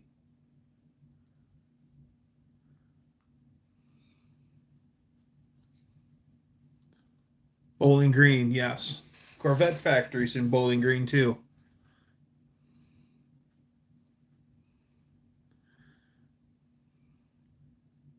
The Bermuda, yes, the Bermuda. That's why I was thinking the Caribbean, but that's a Packard. Yeah, Bermuda.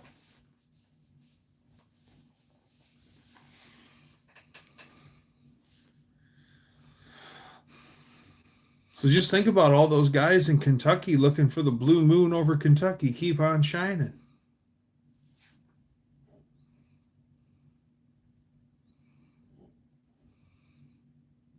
Had the green, drew a blank.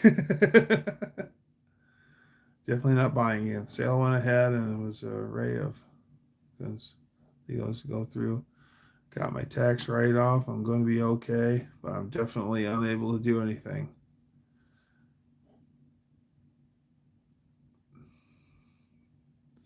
The Carib and the Atlantic were Mexican Volkswagens.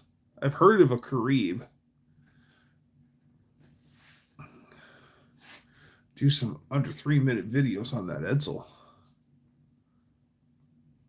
You can see the man at the moon tonight. Need to get up there to Bowling Green. They've got some of the Corvette Museum. They had that sinkhole happen under the museum, and so a lot of those nice cars got sucked up into the hole, and they left some of them down there, so you can actually walk over, and they got these windows in the floor, and you can actually look down and see the Corvette still stuck down there. They left some of them down there just for fun. Caribe. Oh, Caribe. See. Later, Teflon Don. Great seeing you. Glad you stopped in. Stop in again, please. Sorry, conservatorship. Major legal issue to sort. Does not. Ay, caramba. Doesn't sound like fun, Dino.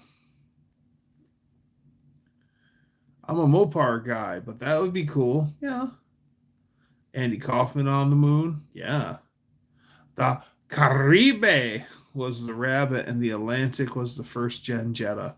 I had a 91 Jetta, and I thought it was a GLH, and it just happened to have GLH doors on it. The car was squashed, and they rebuilt it, and they put GLH doors on it. And I didn't know my Volkswagens, and so everyone, when I'm going to find parts, everyone's like, "Ooh, you got a GLH? Nice car." And I'm like, "Yeah, I got a GLH." And then they're like, "Does it have this?" No. Does it have a spoiler? No. Does it have BDS wheels on it? I'm like, "No." And they're like, "It's not a GLH." Says it on the door. And they're like, "Trust me, it's not a GLH." Oh. GLH was a trim level on those? Yeah, on the or was it GLH or GLS or GL something? It was 3 letters on the Jettas. And that was the Oh, forgot to mention the ice drag started last Saturday. Upgraded a few shorts, more to come. Beautiful red Plymouth Belvedere ice racing 8th mile. Very cool. GLH Omni. Yeah, GLH Omnis were cool. Ever wonder if Michael Jackson could actually do the moonwalk on the moon? He had enough money. I'm surprised he didn't try. We have a lottery type thing here. Birdo My friend won a new VW Jetta in '99, and it was the strippiest strip model you could get. Low buck. As you can imagine, I'm having a sickness beneficiary 60-year-old look after the rest of her life someplace. Some belts, braces, things for the next while. Sounds like fun. GLS Jetta. Okay, GLS. I always like the Scirocco. Scirocco's were actually pretty cool. Of the eight, it was like 17.5. The Volkswagen automatics for a long time were garbage, especially in the 80s and the early 90s. Don't buy anything with a Volkswagen automatic. They're just pieces of garbage. Always get the 5-speed or the 4-speed. Yeah, I like Scirocco's too. Audi Quattros are pretty cool also, which they're kind of certain Audi Quattros are kind of Scirocco-esque. Yeah, those are pretty cool cars. Volkswagen and automatic shouldn't go together. Like today's Volkswagen automatics are way better than they used to be. Yeah, those Scirocco's were cool. And I think that in the cartoon Inspector Gadget, I think that his cartoon cop car was heavily influenced by a Audi Quattro or a Volkswagen Scirocco.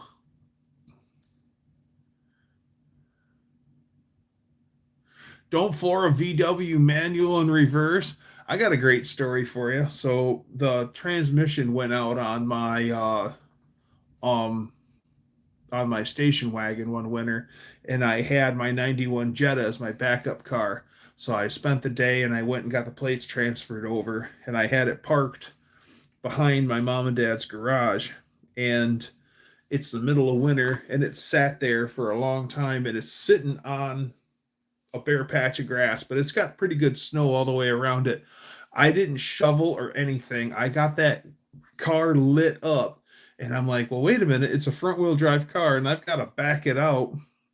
So it's got a snowbank because there's a church that butts up against my parents' property.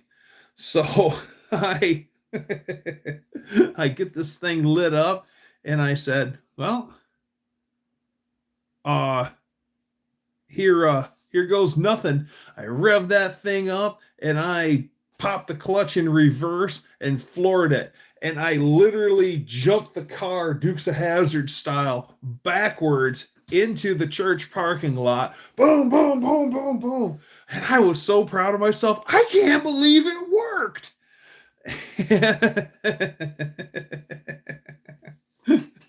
Doug just made me realize I missed my hair. Well, I mean, I got a solar panel. I mean, I'm losing my hair a little bit, but I've got way more hair than my dad did at my age. I once robbed a snowbank and you still didn't get nothing, right? Did the snowman police catch you? Ha ha ha. 5-speed manual is such a great manual, I agree, but the Mercedes-Benz automatic really likes a 4.7 V8. Ah. Wendy, what's happening? Good to see you. Welcome home from work. I didn't lose my hair, it just migrated to my back. I still have all my hair on my almost 60. Too much hair, it grows fast.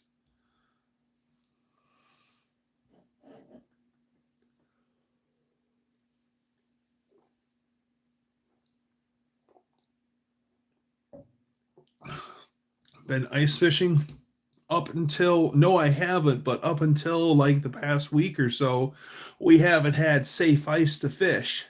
So I haven't dared go out there because I don't like swimming this time of year. Maybe now that we finally have, maybe this weekend I'll try to go out and catch some crappie. Nice cold crappie through the ice. Nice and firm, not mushy like they are in summer. Oh yeah. Nice big bluegills.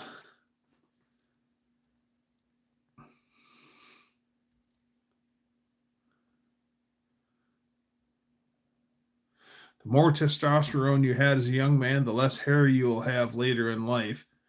Man, I used to work with some hairy dudes.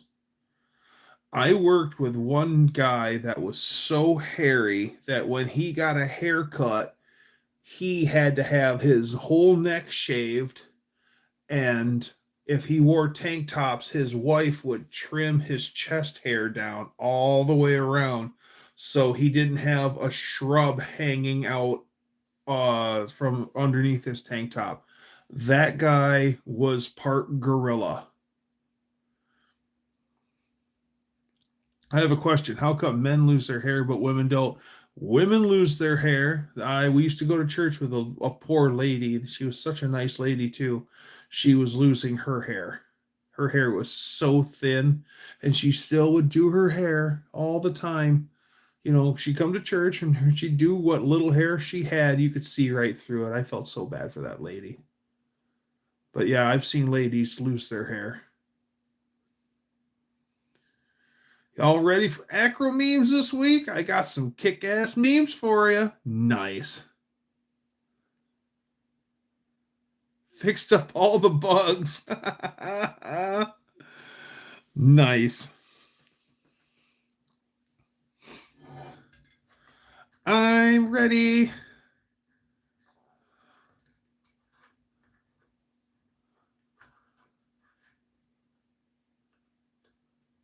I don't work anymore either.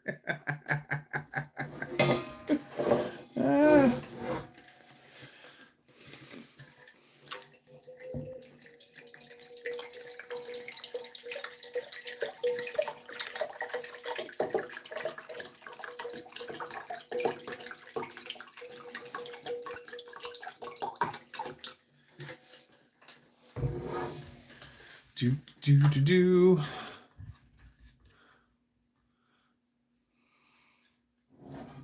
I want to look like a Holocaust victim.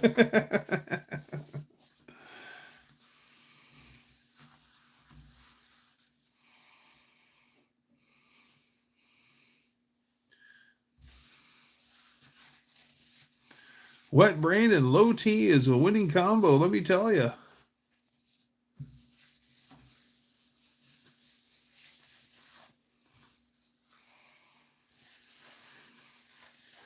Hey, CH, what's happening?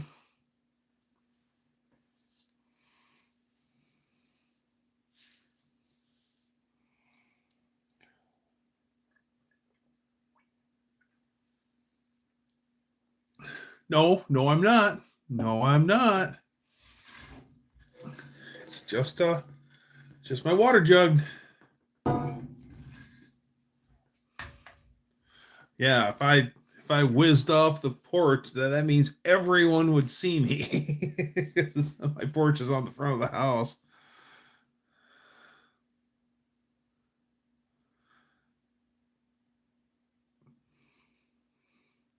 And if I was whizzing off the porch, I would write in the snow and it'd say things like, "Eat at Joe's, corner of Lexington and 5th Street, Chattanooga, Tennessee, home of the all-you-can-eat Saturday morning breakfast." I have to shave 3 spots on my chest last month for heart monitor, 3 days a week for lung rehab. Oh, that's right. You're on oxygen now, aren't you, Mohawk?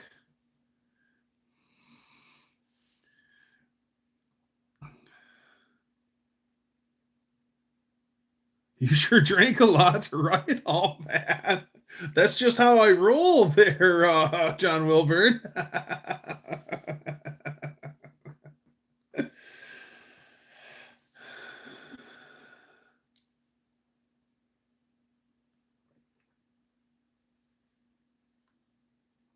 I should save you when I'm drinking beer there, John Wilburn.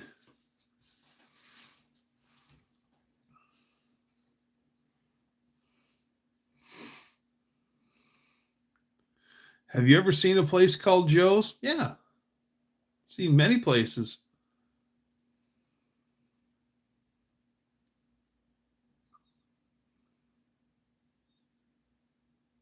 You've got the gun, but not the ammo.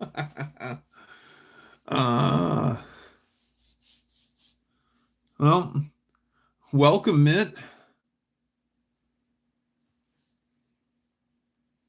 Eat at Joe's. Yeah, I've seen a place called Joe's. There's a famous place, not famous. There was a place, a grocery store called Joe's. It was really a gas station, but it was called Joe's Grocery.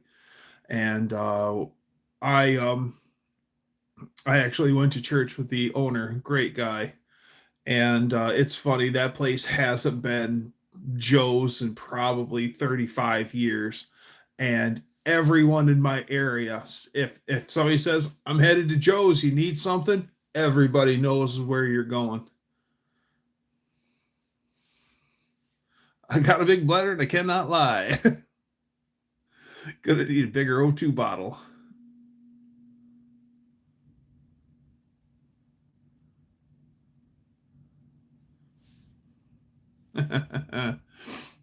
There's one bar that I used to, when I worked at my last job, after work we would go to Bob's Bar. And the cool thing is Bob's Bar is about the size of two phone booths put side by side. It's just a little itty bitty bar, but it was cool. And actually the food rocked there. And the cool thing is it was like Bob's Bar in like the late 30s. And it's always been Bob's Bar. And then Bob, the original Bob, sold it to another Bob. So it's now on its second owner and it's owned by Bob, which is, I think, is just absolutely awesome. And so one day the owner's there and I'm like, everyone called him Bob. And I thought maybe that was just an honorary nickname. He's like, no, I'm a Robert. My name's Bob. So Bob, yep, we'll talk to Bob. Yep, we'll talk to Bob. Bob's Country Bunker.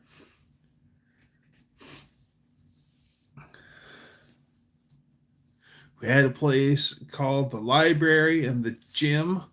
There was one place was called the apartment. What about Bob? I'm sailing. Baby steps down the hallway. Baby steps down the staircase. There was a bar called the apartment. There was a bar called Paulo's Living Room, the home of rock and roll. What was another bar? Stooges.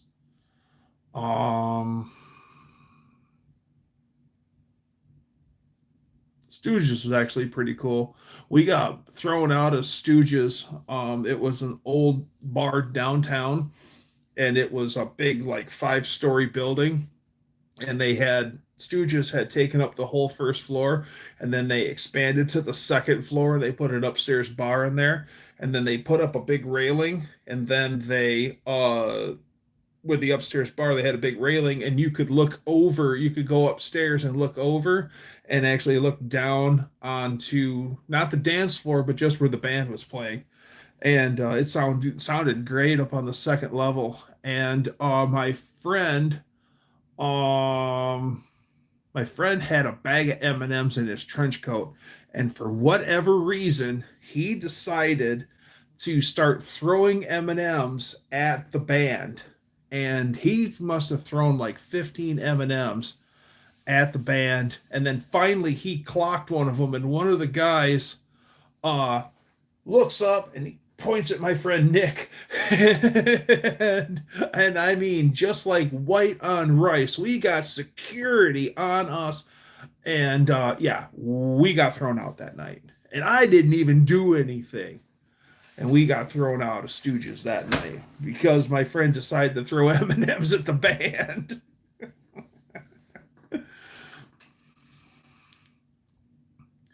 Used to be a bar called Group Therapy. What was some of the strip clubs?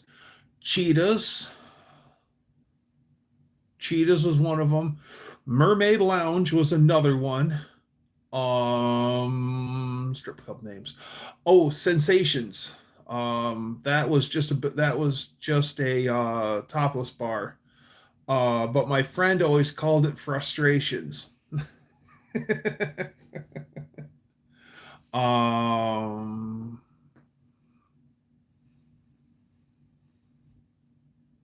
um Mermaid Lounge. There was one called Hots, just HOTS, Hots.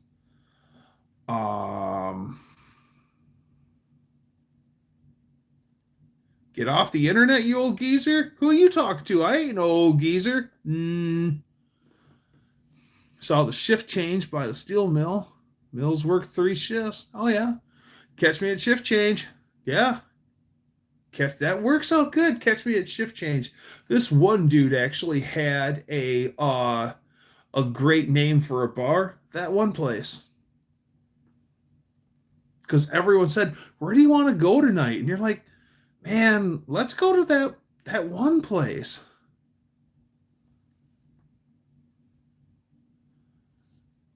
That's right, D. I ain't taking that crap, man.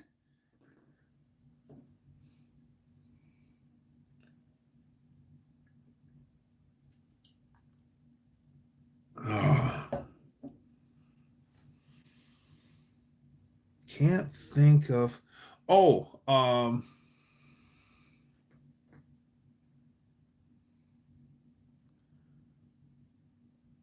the by the Mermaid Lounge, there was a they tried it for a little while. Next to the Mermaid Lounge, there was the why don't you guess, Michaela? Right next door to the Mermaid Lounge was a strip club for the ladies called Peppers, and that did not take off well at all because it wasn't long afterwards that they just closed down Peppers, and then eventually they just expanded the Mermaid right into Peppers. So it was they just expanded the whole regular strip club. So it didn't work out all that well.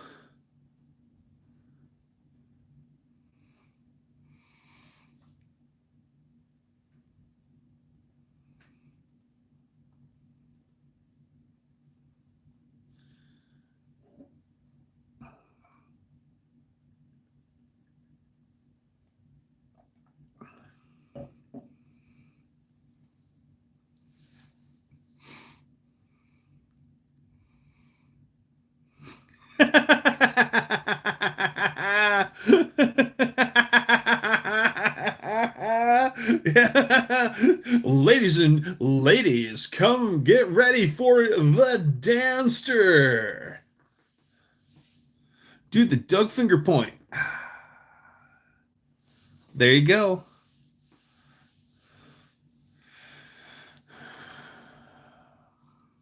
Called the Jolly Roger, and it had live bands and go-go dancers and the crow's nest and poles about 8 feet up. Cool. All right. Book 'em, Dano. Michaela's gone. Bye-bye.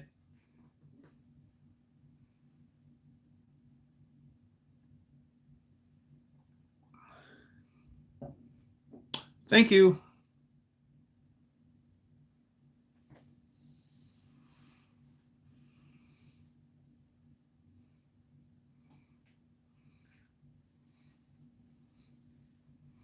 Oh, it was Colleen. Thank you, thank you, thank you.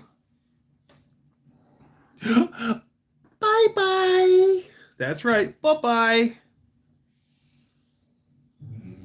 Called the Last Chance Bar. Um bar called My Place, bar called Lenny's, Mick Thinks. That one's actually pretty cool. Mick Thinks is in Grand Rapids, which is north of me, and it's Grand Rapids' oldest bar. So that's pretty cool to go catch a drink there. And the ambiance of that place is mucho cool. Um,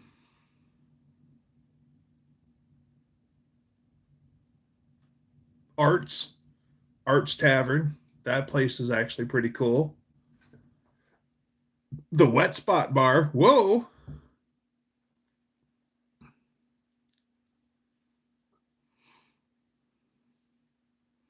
In Silver City, there's a place called The Lounge, open until 5 a.m. Nicknamed the Slouch. There used to be this bar that I used to work in auto parts. We were a top tier supplier or tier one supplier, meaning what we made went in the box, went to Ford, GM, Chrysler. They took out of the box and put in the car. And everyone went to this place called DJ's Lounge. And my friend always called it DJ's Scrounge Lounge. And that place was a absolute crap hole. But that's where everyone went. If you had to go find someone after work, you literally went to DJ's first.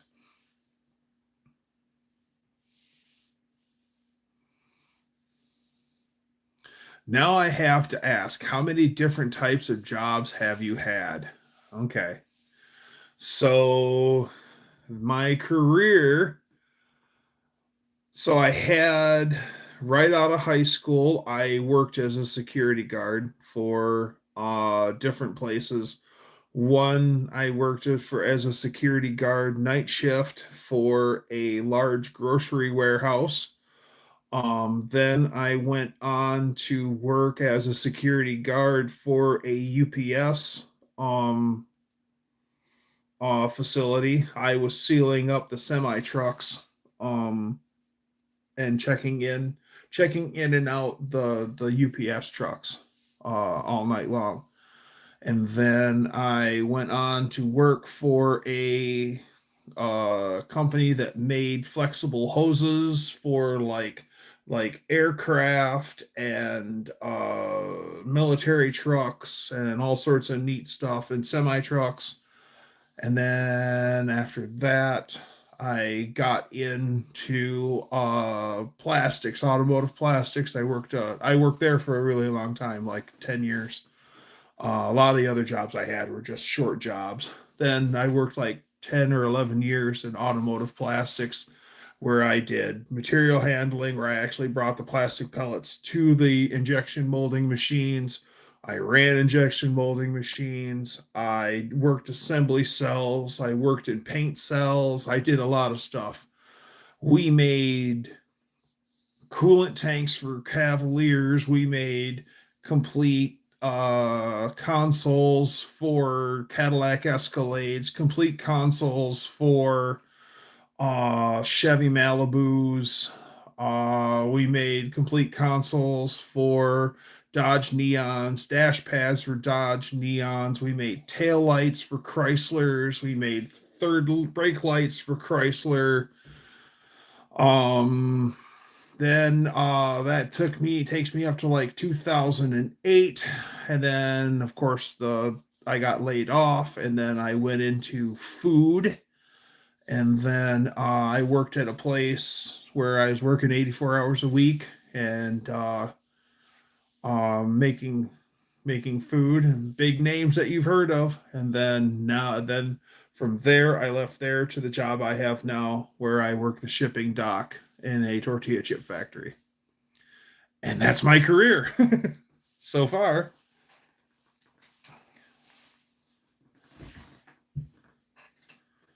Mopar Al is an NNN racer. I've met Mopar Al at No Name Nationals for sure.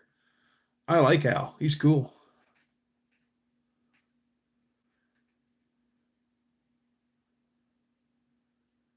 Plastic injection machines are cool. We had some neat German made plastic injection machines that were way cool with rotary molds in them. And that was way cool because you had a stationary side and you had a movable side, and you had the barrels. Instead of usually most injection machines have one barrel, well, this one had 5 barrels, and each with a different color of plastic in it. And we were making the Dodge Charger taillights. This is like 2006, 2007.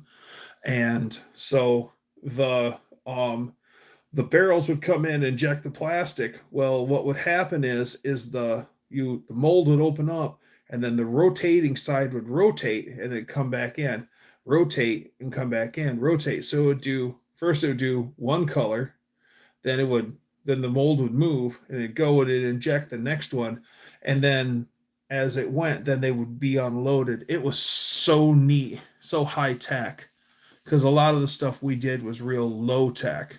That company, when I was doing plastic injection molding stuff, we had the complete lighting contract for Dodge Viper. We had the complete, or not complete lighting contract. We had the whole rear lighting contract for Dodge Viper. So we did the light up Viper head, third brake light. We did the reverse lights and the tail lights. We made fog lights for a lot of vehicles, including Ford trucks. But one of our pride was we had the complete lighting contract for Plymouth Prowler. And we made the headlights, the taillights, the third brake light, everything. If it was lighting on the exterior of a Plymouth Prowler, we made it. And those headlights actually came, and the third brake lights came with paint to match parts on them. And we'd have to go, and every so often we'd have to go into a special room and then open up literally a briefcase with paint master samples on it of painted parts, and we had to physically check our parts against master paint samples to make sure that they were the proper color. And Plymouth Prowlers, we painted them in silver, yellow, red, purple, and black.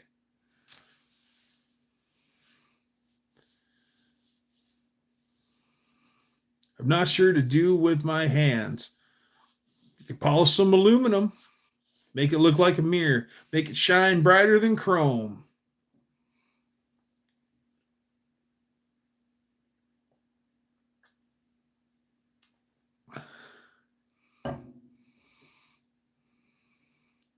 What you got there, that's good. The Big Uns tortilla chips. We make all sorts of different styles of tortilla chips. We've got our thins. We've got the thick ones. We've got the regular style ones. We make all sorts of different styles of chips.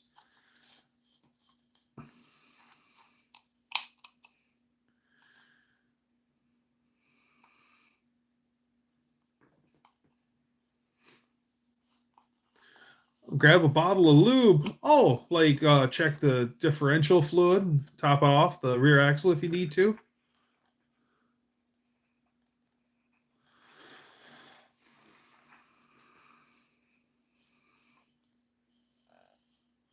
Speaking of polishing aluminum, have you ever heard of a product called White Diamonds? No.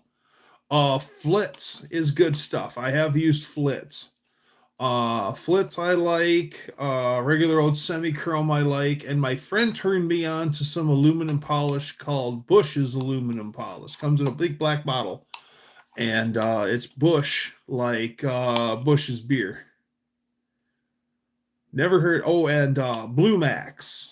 A friend of mine really liked Blue Max. Never Dull. Never Dull's okay, but Never Dull doesn't have a cutting agent into it, so. Never Dull something you follow with after you've used you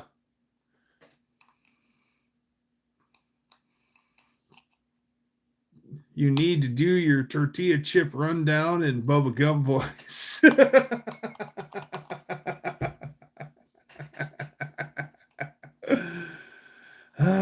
Favorite 9% alcohol beer? I've drank way more higher percentage beers than that. I mean, Grand Rapids, Michigan has been Beer City, USA for a number of years. We're like around here, they're putting breweries in the bathrooms of breweries, I swear. So I've had like 12% and 14%. And you'd think that they would just like all you taste is just the alcohol, but you don't. Those are the ones that sneak up on you. You drink 2 or 3 of those, and you're like, "Ooh, I'm feeling pretty good." Geez, Dougster, I've only worked 114 jobs, 9 permanent, 105 permanent placements with Allied Workforce, same company that did the Empire State Building. Oh, cool. The main contractor that managed the construction of Empire State Building was Starrett Brothers and Elkin Inc. I called them my slave traders. Yeah, I'm really not happy about working for temp agencies anymore. My last job, I worked as a temp there for 2 years, and I didn't think I was ever going to get hired there. And best impression voice. All right. Hey, this is Shaq. No, best impersonation. Drawing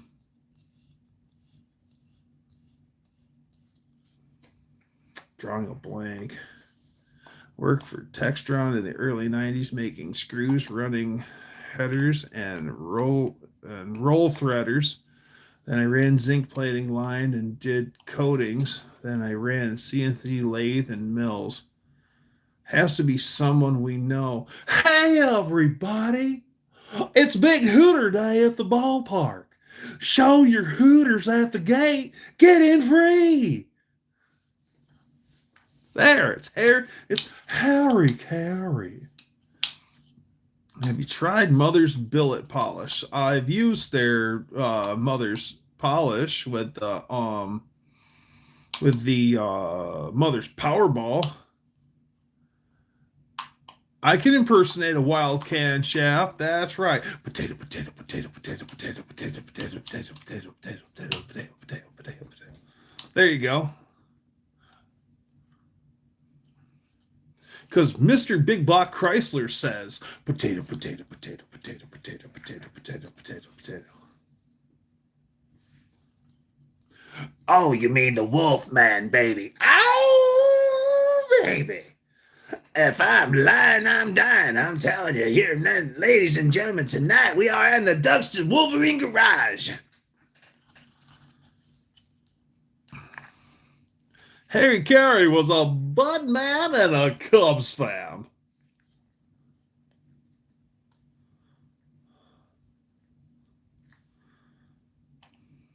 People tell me I sound like Tommy Chong.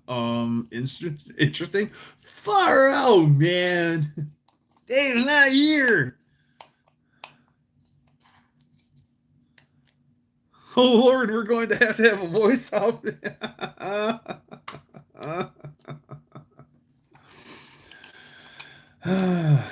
Well, not to mention, I've also got those Golden Pipes announcer voice. That's right. Right here on Dougster Wolverine Garage. Where I can tell you things like, doesn't an ice cold Pepsi sound good right now? Cheeseburgers with mustard, pickles, and onions. Doesn't that sound good?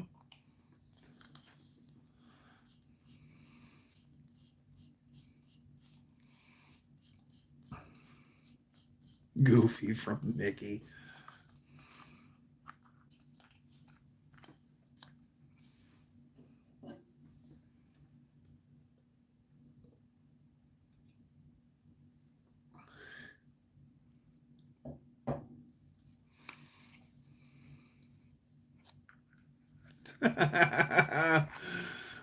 Bob and Tom is pretty damn funny.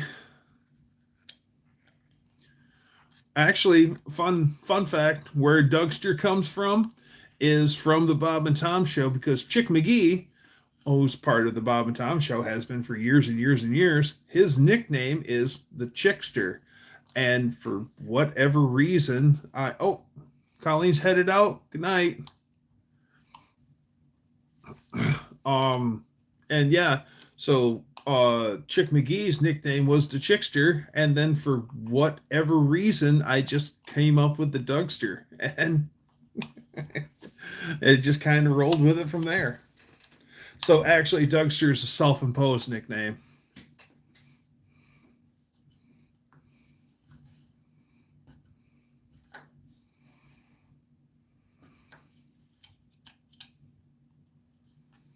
Yeah, always appreciative having Colleen here on the front lines, along with all my mods. Well, now they've got blue shields instead of blue. I'm seeing blue shields instead of blue wrenches. So, yeah, Bob and Tom was fun. Yes.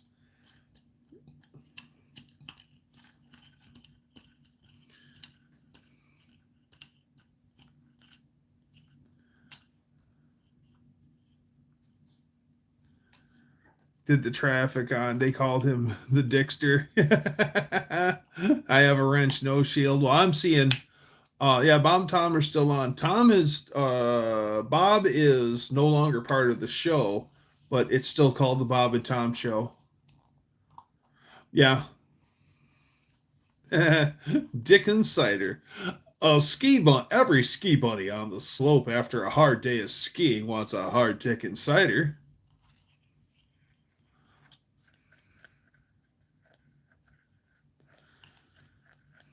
Don't mess with my name, Tebow.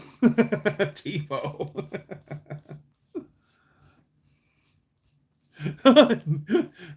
That's Norfolk and Way, pal. We're going to send it by rail. Overnight.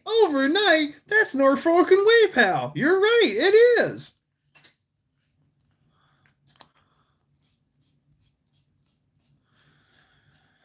I like the bigger guy, Christy, and I. Like Josh Arnold, who took over Bob. Yeah. Milky Way or Snickers? Snickers. It'll be a Snickers for sure. Milky Ways are okay, but I'd rather have a Snickers. Oh, yes. Patrick hit the nail on the head, but I'd rather have a Payday over a Milky Way or a Snickers. Yeah, my top three are Payday. Zagnut? Every so often. No, not a Zagnut. Zero. The Zero bar. I like every so often I like a Zero bar, but I don't eat candy bars as much as I used to. I shouldn't eat them. Godzilla.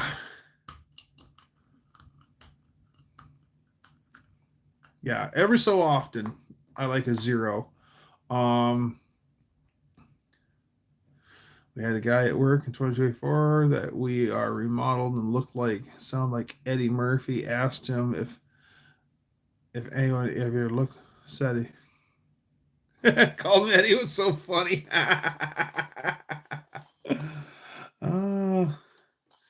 Never eat them anymore. Either Mallow cups. I never cared for the Mallow cups.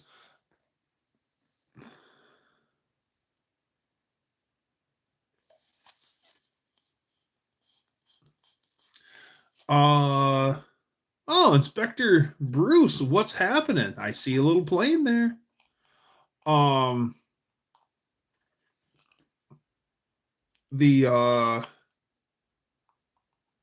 Yeah, every so often, what's another one that are good that you don't find anymore? Oh, bun, just BUN, bun. They had the maple bun, they had original bun. Those are actually pretty good. They're just like a little circular chocolate covered thingy thing. Oh, my friend, his favorite candy bar was a chunky bar, and it was a big square. It broke into 4 pieces. It was really thick, and it was just chocolate, peanuts, and raisins. He absolutely adored that, and I just never. I tried a section of it once, and I just like I don't really care for raisins all that much. So hey, to each their own.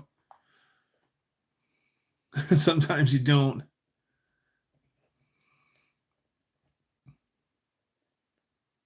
I think the chunky was. Yeah, I think it was peanuts and raisins. The marathon bar. Yes.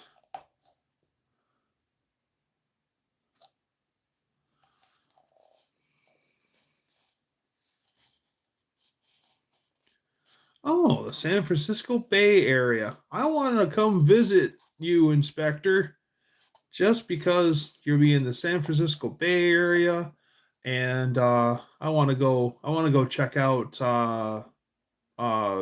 Alcatraz. That sounds so cool.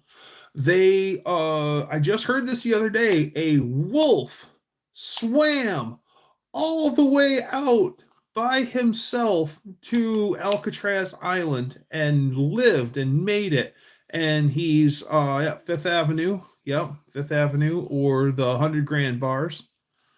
And yeah, he made it all the way to Alcatraz, and he's thriving there. It was a coyote. Okay, thank you. It was a coyote. Yes. Still pretty cool though, isn't it, Bruce?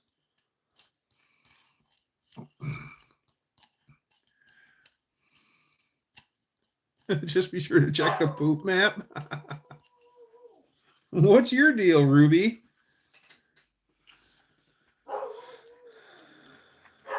Tallow milk cubs? It's surviving on seagulls. I bet it is. There's got to be plenty of them on that island.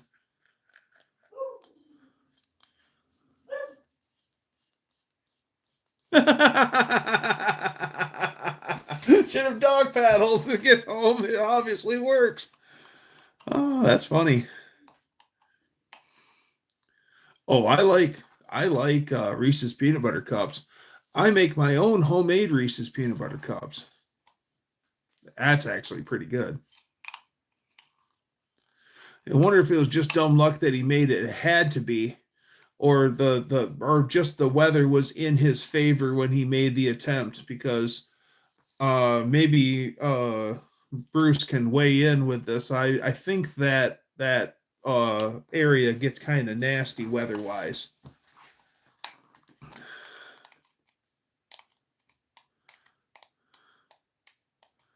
Alcatraz got warm showers so the seawater would feel extra cold if they escaped. Yeah. San Fran has a homeless poop map. It's so bad there. Oh my goodness.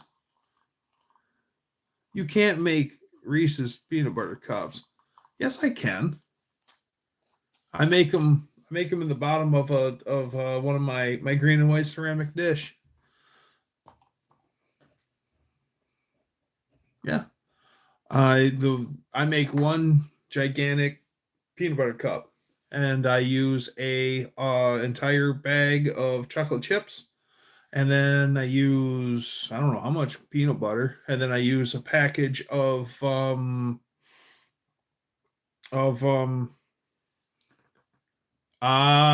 okay. Yes, they are Dougster peanut butter cups. You're right. Okay. Mex has got me on a technicality. Yes, they would be Doug's peanut butter cups. Okay, I make Doug's peanut butter cups. That's right. The currents can be rough. Someone took a video of the coyote swimming in the bay. Wow. Impressive. Yeah, I want to go check out like the Haight-Ashbury area of San Francisco, where all the hippies used to hang out in the 70s and stuff like that. I want to see the world's curviest street and check out the deep fried Oreos. Yeah, everything's better deep fried.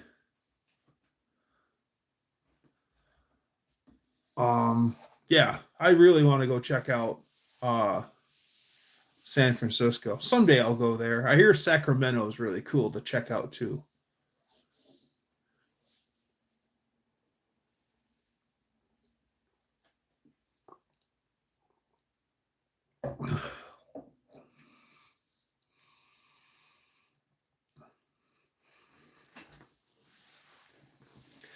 a friend of mine's mom, she makes like homemade peppermint patties, and those things like take like the York peppermint patty ain't got nothing on hers. Those things rock.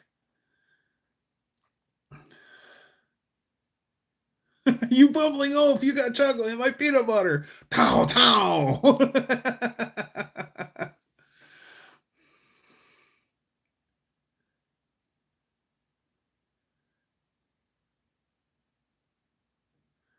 Oh, really? Sam Sacramento isn't good anymore? That's too bad. Rice-A-Roni, the San Francisco treat. If you ever visit, give me a holler. For sure, Bruce. For sure.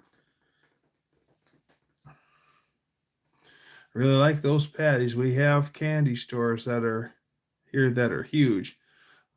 It's all mostly local stuff since the tariffs. Yeah, California's gone seriously downhill. We called it the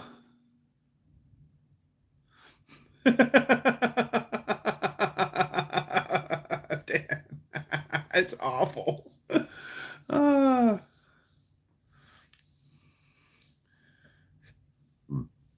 the store brand Parm cheese I buy is 84 pesos. Kraft is 132 for the same size and taste. Wow. Not much to see in from Sacramento, really. But Sacramento is your capital, isn't it? So really, the capital isn't the I somebody told me once that old Sacramento was really cool to check out. Old Sac, I think they called it. Huh, interesting.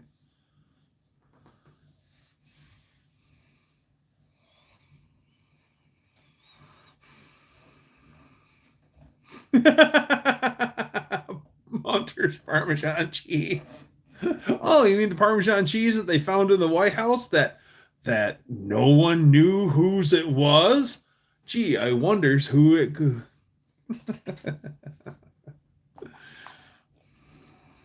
Parmesan cheese. No, it's not Parmesan cheese. Hunter Biden's had naughty salt. Brother Bear, what's happening? Ah, it's the capital, but not a lot of tourist items. Ah, gotcha. The another thing on top of like checking out um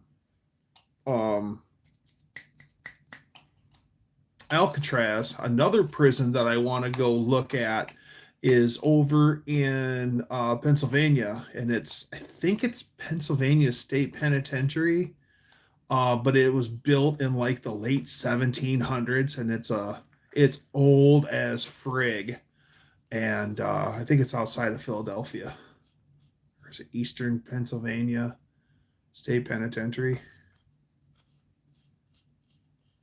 Yeah, Danster, I remember you talking about that. Yeah, there's some old as frig prison in the greater Philadelphia, Pennsylvania area that I'd really like to go check out someday. Because going through, I've been to Joliet now, prison in Illinois a couple times, and that place is neat. I love checking that out. So very haunted. I'm sure it is. They say that one in Pennsylvania is very haunted.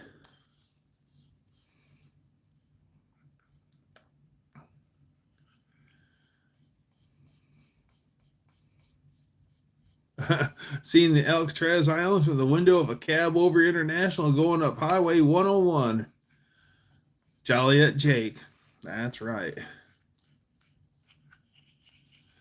Like the old Commander Cody song, I'm looking at the world through a windshield.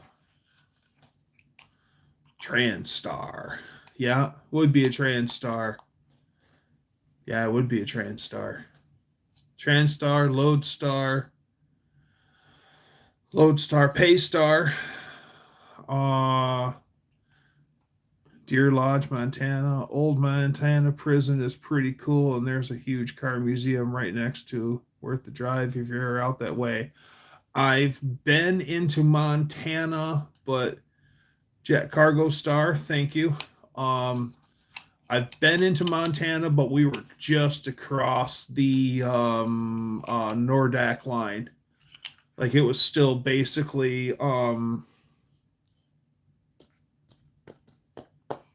think of that town. It's where all the oil wells are in North Dakota. Can't think of the town. Anyways, so yeah, I've been to Montana, just barely. Yep, Cargo Star. We had a when I worked at the asphalt company, we had a Paystar dump truck that had the Williston. Thank you, Junkyard D. Williston. That's where we were. We were just outside of Williston. We were in Montana, just barely in Montana. It was basically Williston. And that Paystar had the diamond plate fenders, and it had a butterfly hood on it, and it had I don't even remember what it was in it. Oh, it was a Detroit. Had a Detroit in it. And that thing was a Sightliner. Yeah, the Sightliner.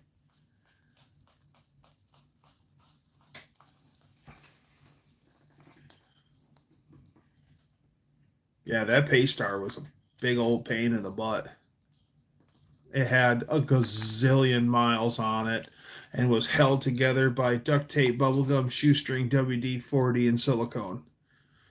And it was falling down. It ran good, but that was about it. Took forever to get started, though.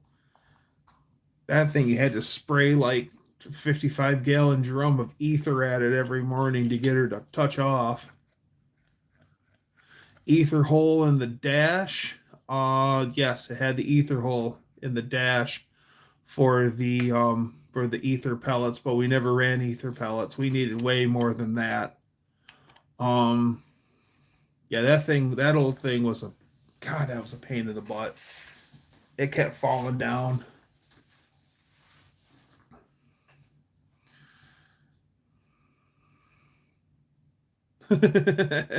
Next Gen has the best pictures and not porn. Dougster has the best trolls. I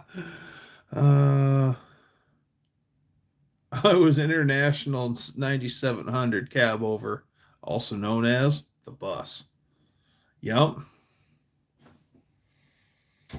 When I worked right out of high school and I was working at the grocery warehouse, checking in, I worked the guard shack, checking in and out semi trucks all day. And, you'd get everything coming in and out of there. And one day, you'd get guys in cab overs. Well, one day, an old boy showed up in a Ford L9000 cab over. And holy crap, I never realized how high the L9000 cab over was over everything else, because usually at my window when someone would come in, when they coming up to my window, I'd be looking eye level with whoever I'm checking in, and that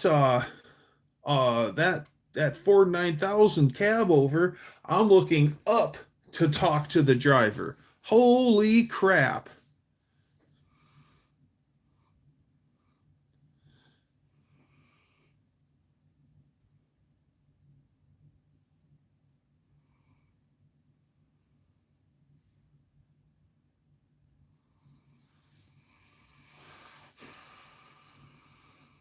Yeah, that was those Fords were really tall, and they had quite the weird air ride suspension on the cabs too.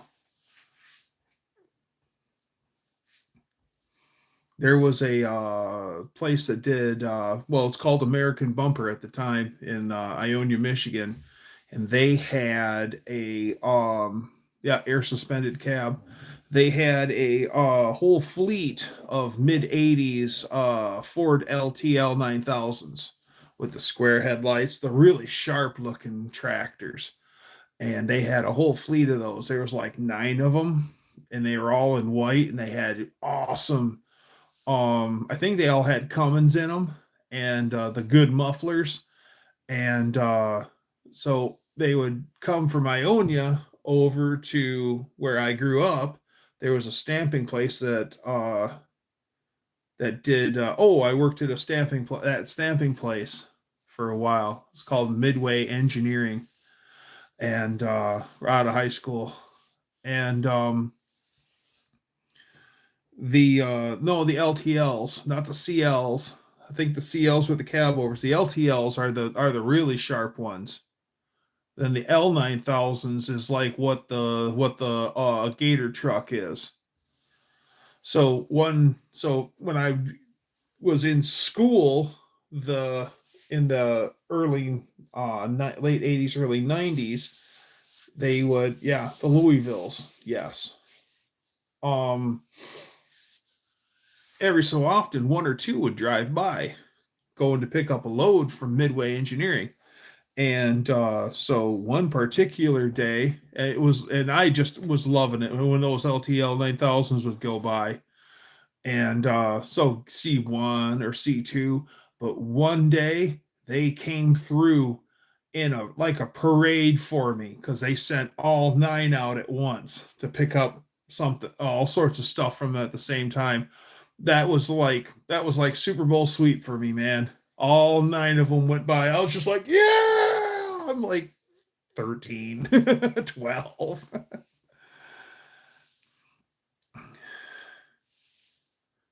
Didn't care much for the cab over Pete with the 4-piece windshield. Was that the one that had the triple wipers? Yeah, triple wiper Pete.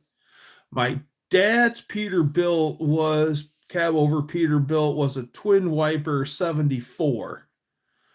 And that had I think that had a Cummins in it too. Yeah, that had a Cummins. Had a 400 Cummins in it. It was a Peterbilt cab over, but it was a straight truck, and it had a tilt bed on it, a Jerdan tilt bed on it.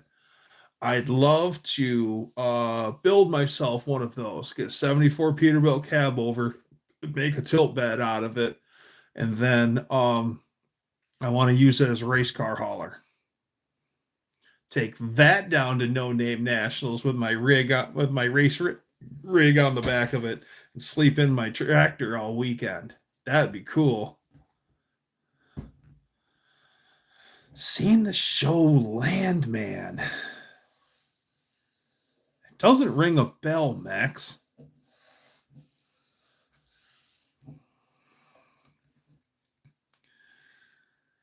All cab over Pete's and Ken's have the 4-piece windshield. 2 flat pieces in front with curved pieces on the outside corner. Yes, that's what I was thinking, Danster.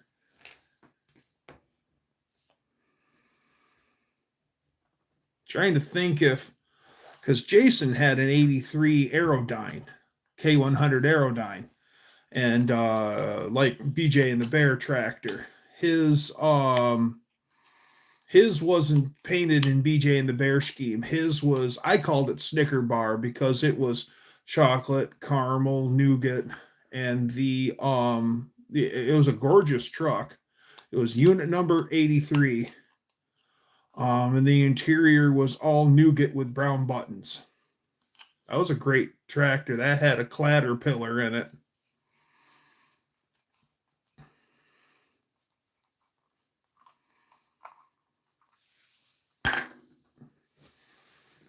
The old Caterpillars, why they call them that, is if the valves don't clank shut when they close, it's not adjusted right. That's why they call them Caterpillars.